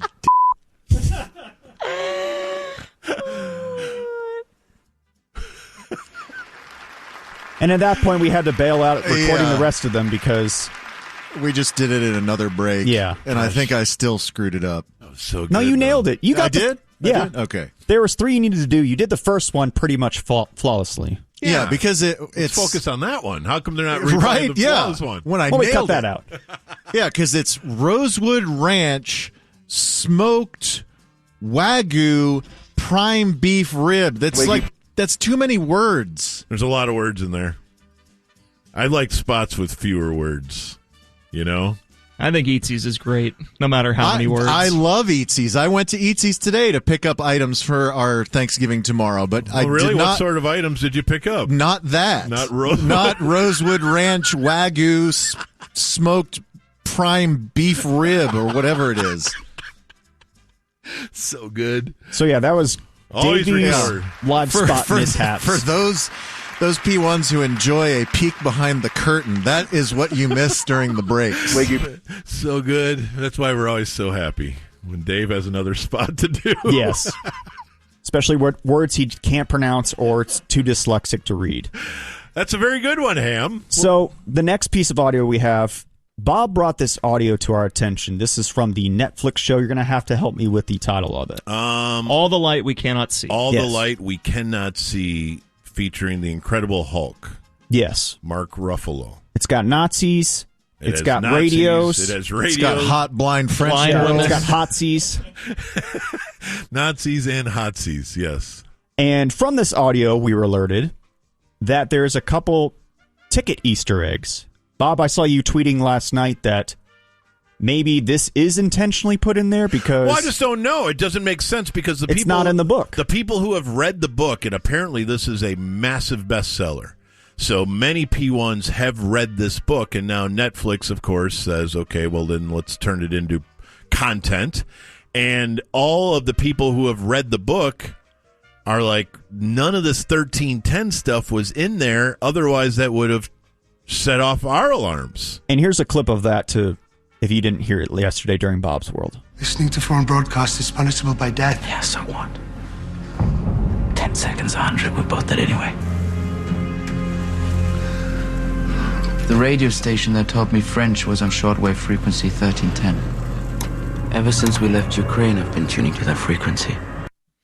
Now, it's extremely narcissistic of us to assume that it must be a P1 writing this, but it's only because it's happened like 5 other times in pop culture that people from Dallas have offered tribute to this radio station through that. So it feels far-fetched, but it also feels at least within the realm of possibility that whoever adapted this for Netflix might have fancied our little radio station, and wouldn't that be cool? Homage. They needed a frequency, so why not their favorite frequency? Why not America's favorite one frequency? of the top AM radio stations in all of Dallas? So from listening from that audio, there has to be something we could do with this audio. It's just too great.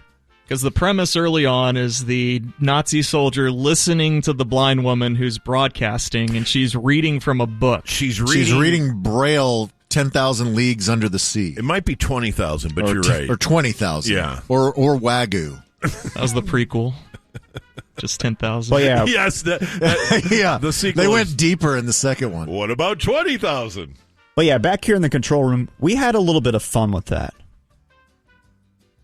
And DJ's because we've got a lot of hours of somebody on the radio station recorded reading a book. That's right. So Ham. So I should say. what if Jubb was the blind girl that he listened to? Okay. Here's what that might sound like. I like this flimsy premise. Listening to foreign broadcasts is punishable by death. Yeah, so what? 10 seconds, 100, we're both dead anyway. The radio station that taught me French was on shortwave frequency 1310. Ever since we left Ukraine, I've been tuning to that frequency. And now when it's too late, the frequency comes alive and I hear a girl reading a book. His fingers are at my zipper, achingly slow. Once more he eases it down while his lips move. My body resonates and I start to squirm. You are going to have to learn to keep still. No bra, Miss Steele. I like that. His hands reach around and cup my breast. And I will never know who she is. So what if this German soldier was risking his life to defend this girl who's reading this book in occupied France? If you hear Slam Deliciously in the next episode, then we'll know. It's Jubb that's reading 50 Shades of Grey. Yeah, and the whole point of reading the book was to send messages to the Allies and to the French resistance. And in this playlet, if Jubb says breast, or choke me from an inch of my life, that means it triggers an airstrike. Right. Boy, or supplies are going to be here, but some Nazi out there in a different universe might be listening to Jubb. A little turned on, a little interested. We got some horny Nazis now. No bra means that the checkpoint is unguarded. The attack is off if the bra is off. But to sum all this up, so this is why I messed up to begin Community Quick Hits yesterday, was I was putting this together and I was sidetracked and I forgot to put the bed in. So now with that context, and with Davey now on alert for anything I can mess up, yes, we got this moment yesterday. 10 the tip. Community Quick Hits, which is brought to you by Mark Spain Real Estate. Mark Spain Real Estate and DFWSecurity.com. What is going on? Happening? That ain't me, babe.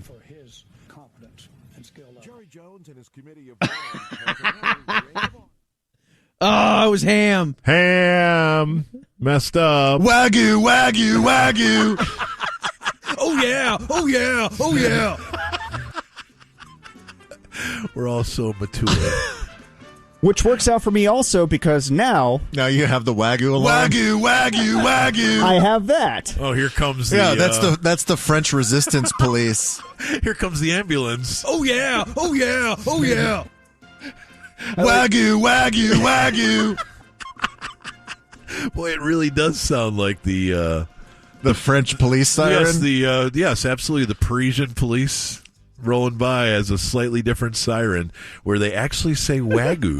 So everyone wagyu. So everyone screws up at the ticket. It's just more fun when Ham screws up because he's always pouncing on us. And because he so rarely does. Right. You know? Right. I'm flawless. That's what perfection is all about. Except when I speak. All right, so as I mentioned in the tease, maybe you heard it, maybe you didn't, but I may have a new title that I can add to my resume, and that is the title of flatulist.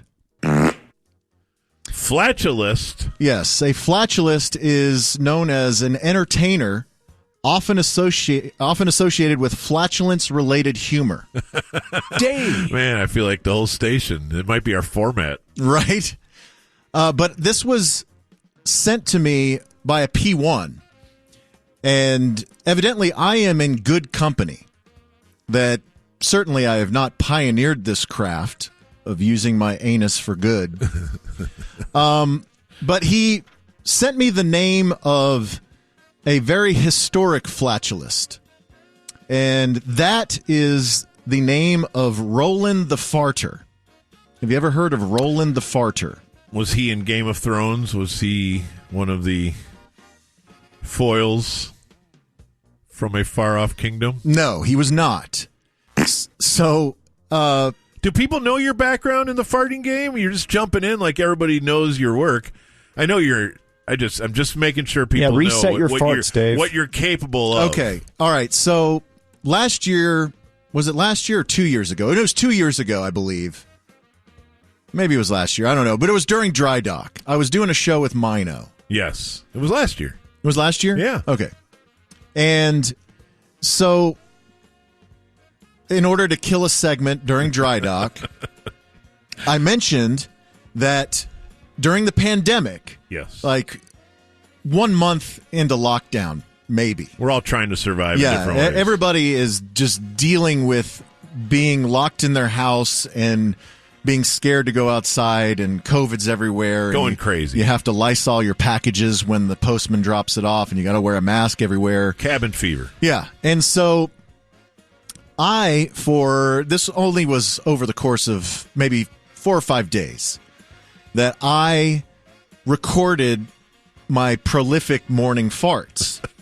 That in the morning, when I would wake up after a good night's slumber, I would often be quite gassy.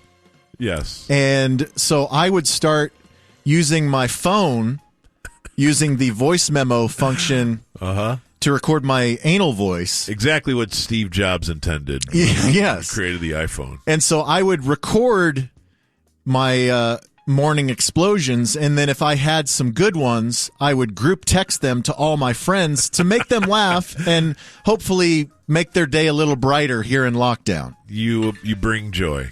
And so on the segment that we did, I went back. That one sounds like such a cartoon. I went back, and because these are all time-stamped on my phone. They're still on my phone. I have a new phone, so I haven't farted into this phone. They're in the Save Forever file. Yeah, but they're in the voice memo folder, and they're all time-stamped and date-stamped. And so I went back, and I pulled up the Dallas Morning News front page of each of these days, and so I read the headlines of, the dire news of the day, and then the farts that I used to combat that bad news. That's right. And so, yes, they are now Ham's Play Pretty, and for the most part, any like most radio stations would have fake farts. Yeah, and we certainly have. And we want you to know we're using real ones. Play a sound effects CD. Yeah, so that is from a sound effects CD. Yeah, those are all from a library. But these are real Dave. Yes, but moments of air. Yes, but Ham loves to play those because they're real and they're from me. They're real and they're spectacular. Yeah, and like I said, I don't do this all the time. This was a moment in time. Just a phase you were going through. It's just a phase. I mean, I did when I was in middle school. I did have a tape recorder and a cassette tape that was just nothing but endless farts. Okay, so now we've established how prolific you are in the fart space. Yes. Well, I didn't realize that it was such a historic and revered profession. As Roland the Farter, he was, in the 12th century of England, he was a jester for King Henry II. And he was such a good jester that he was rewarded with a manor in Suffolk Wow. and 30 acres of land. My, oh, my. And so I want to, because this guy is English, he has a better accent than me, and he tells the story in a very succinct manner. So this is an English man named James, and he has a TikTok account called the Lives and Times History. And so he gives you a brief history of Roland the Farter. Okay. Today's strange person is a medieval jester known for his farting abilities. 12th century King Henry II of England employed a man named Roland the Farter as his court jester. As his name suggests, Roland was a talented flatulist, and yes, that is a real word, meaning professional farter. On a side note, as French was the official language of the royal court at the time, he is also recorded as Roland le Farteur, which I think sounds quite funny. Every Christmas Day, Roland would perform a special dance routine in front of the king and his court, recorded in Latin as being called unum saltum et siffletum et unum bumbulum, which means one jump and whistle and one fart. And as you might guess, this dance involved Roland performing all of these actions at once as a grand finale to the performance, much to the delight of the royal court. Funnily enough, Roland was paid handsomely for this specific performance, and the routine was recorded by the Royal Exchequer in the Liber Feodorum, or Book of Fees. Roland's service to the king must have been appreciated, for it is recorded that, as well as receiving monetary payment, Roland was gifted a manor house in Hemmingstone, as well as 30 acres of land. Not bad at all, though it seems that the gift of the land and manor was eventually revoked by King Henry III, who found the act to be indecent. Thankfully though, Roland was likely long dead by this point, and the decision was made purely for bookkeeping reasons. I personally like to think Roland retired happily after his illustrious career in the performing arts. Today's... So that's the story of Roland the Farter. And yes, Roland le Farter. he evidently didn't have any heirs, so the manor then reverted. Yeah, he spent all his heir. Thank you, Ham. Yes, so he... Hello. After he passed, his property reverted back to the kingdom. But yes, they had an accounting book, and every person that was paid by the crown would have to be in this ledger. It's called the Book of Fees. And so in this English Book of Fees, you see Roland the Farter.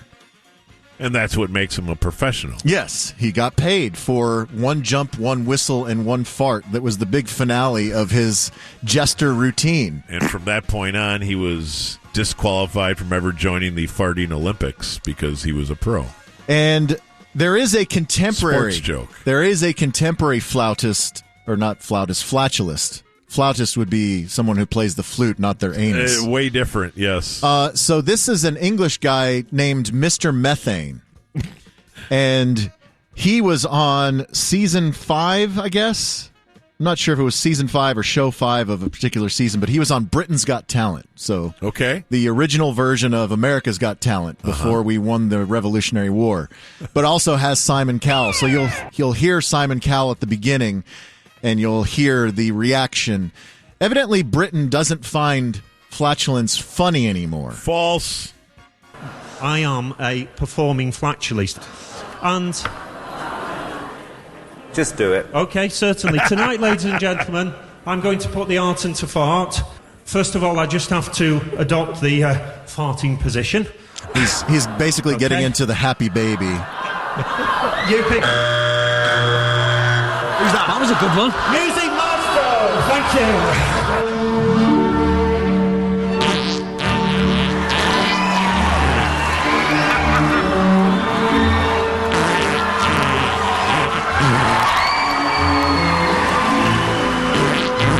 Look at his face straining as he does it.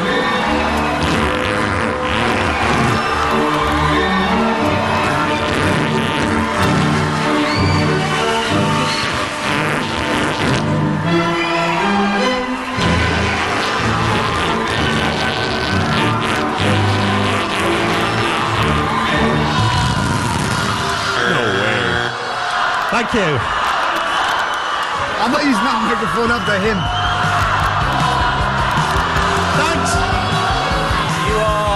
disgusting creature.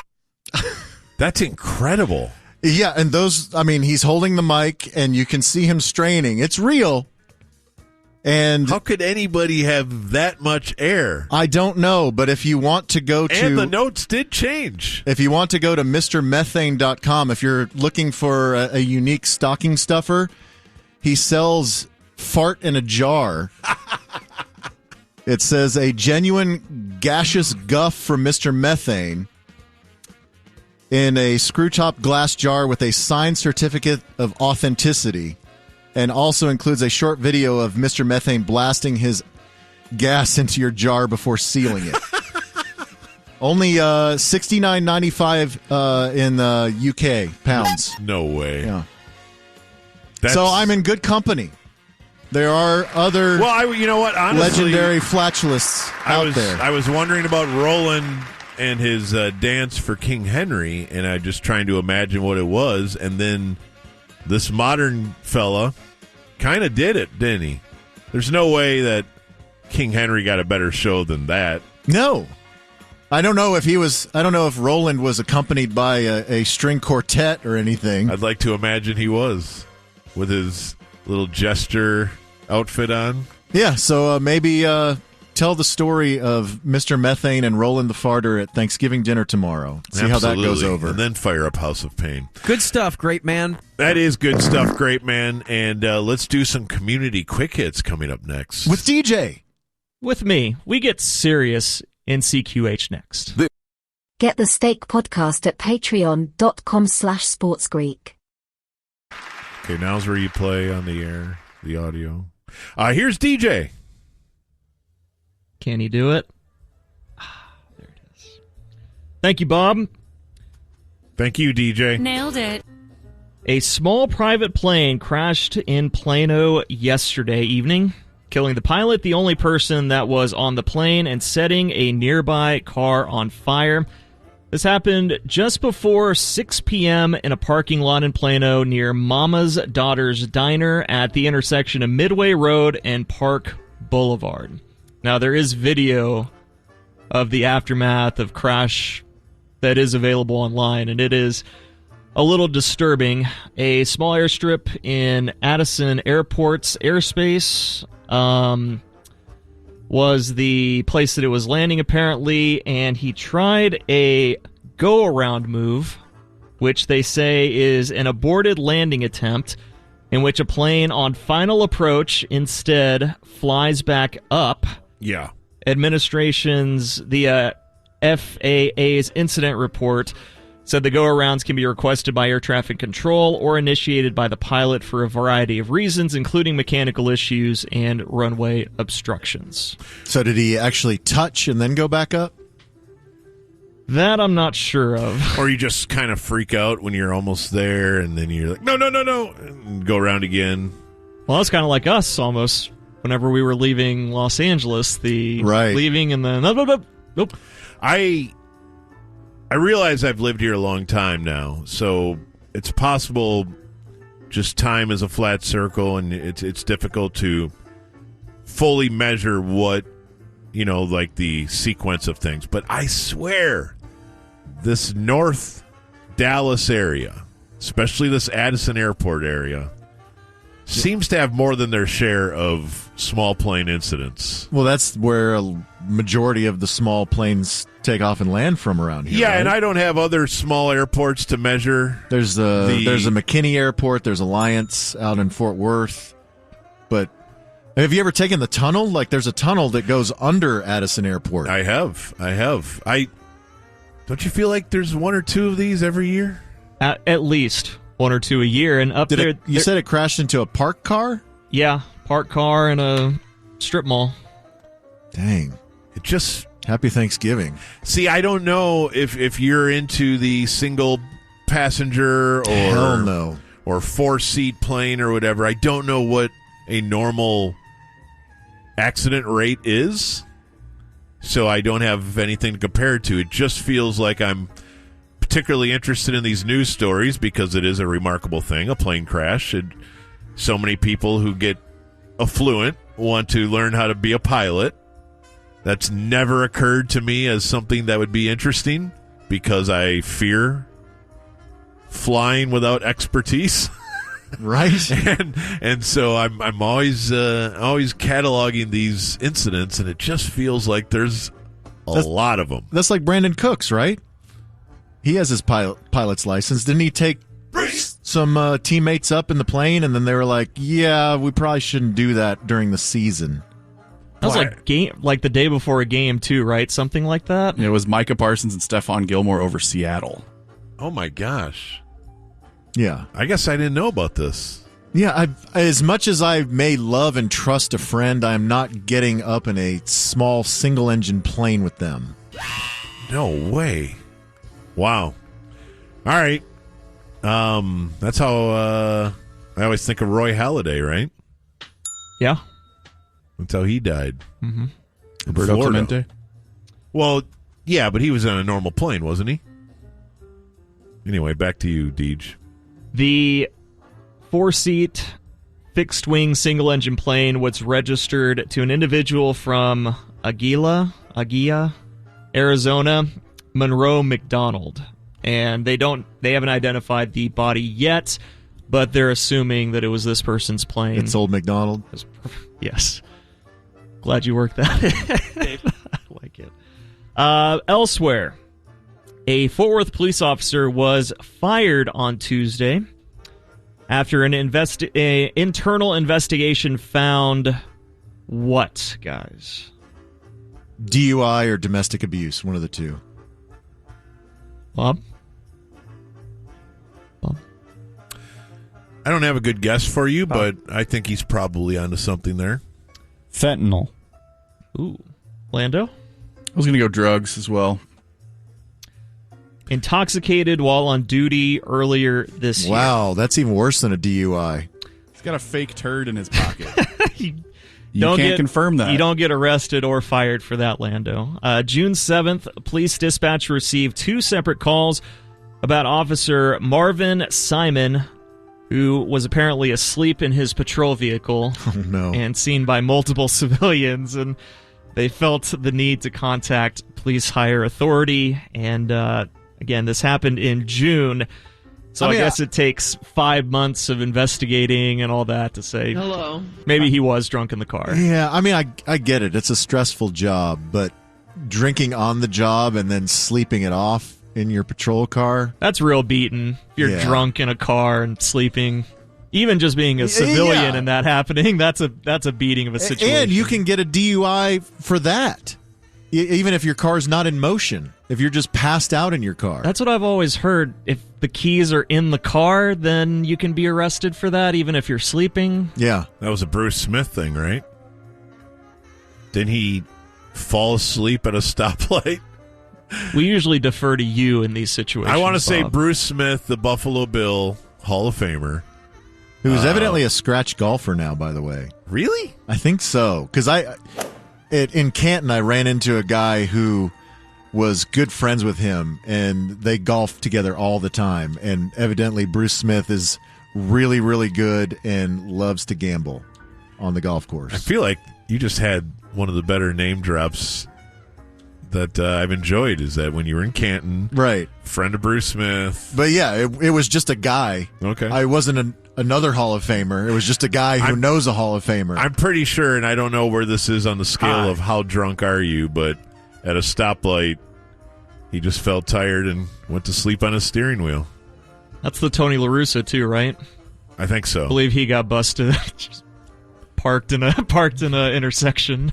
Just at a stoplight. If you're asleep, you've probably had too much to drink. So bad on him. He was a 21-year veteran. He's probably seen some stuff in 21 years. I would imagine that he's got some great stories to tell. So that's your community quick hits. That's it? Right on time. We're right on time. One more. In October, almost 46% of Dallas area apartment properties were offering some kind of concession, usually a month or two of free rent, according to a study by Zillow. So, if you think that apartment costs, things like that, are bad, it looks like we're on the other side of that. It says that more than 70,000 apartment units are currently under construction in the DFW area. That was always a scam because, when I was shopping for a divorce apartment, they always... Dave. So the price is outrageous, but then they're like, but you get 2 months free, so this is your prorated rent. Yes. But then it goes up after that year to more than your quoted rent to begin with. I even saw some that where they were throwing in like a free flat screen TV. Ooh. Which now we realize cost them $200 or whatever. They get it wholesale for like $25. Okay, I'm ready with Bruce Smith details. Okay. Oh, good. 1997. So this was not his latest DUI. This is the one before that. Charged with DUI after refusing to take a blood alcohol test after falling asleep in his car at an intersection. He was cleared of that charge after his attorney argued in court that Smith suffered from sleep apnea. Genius. A sleeping disorder. Yeah.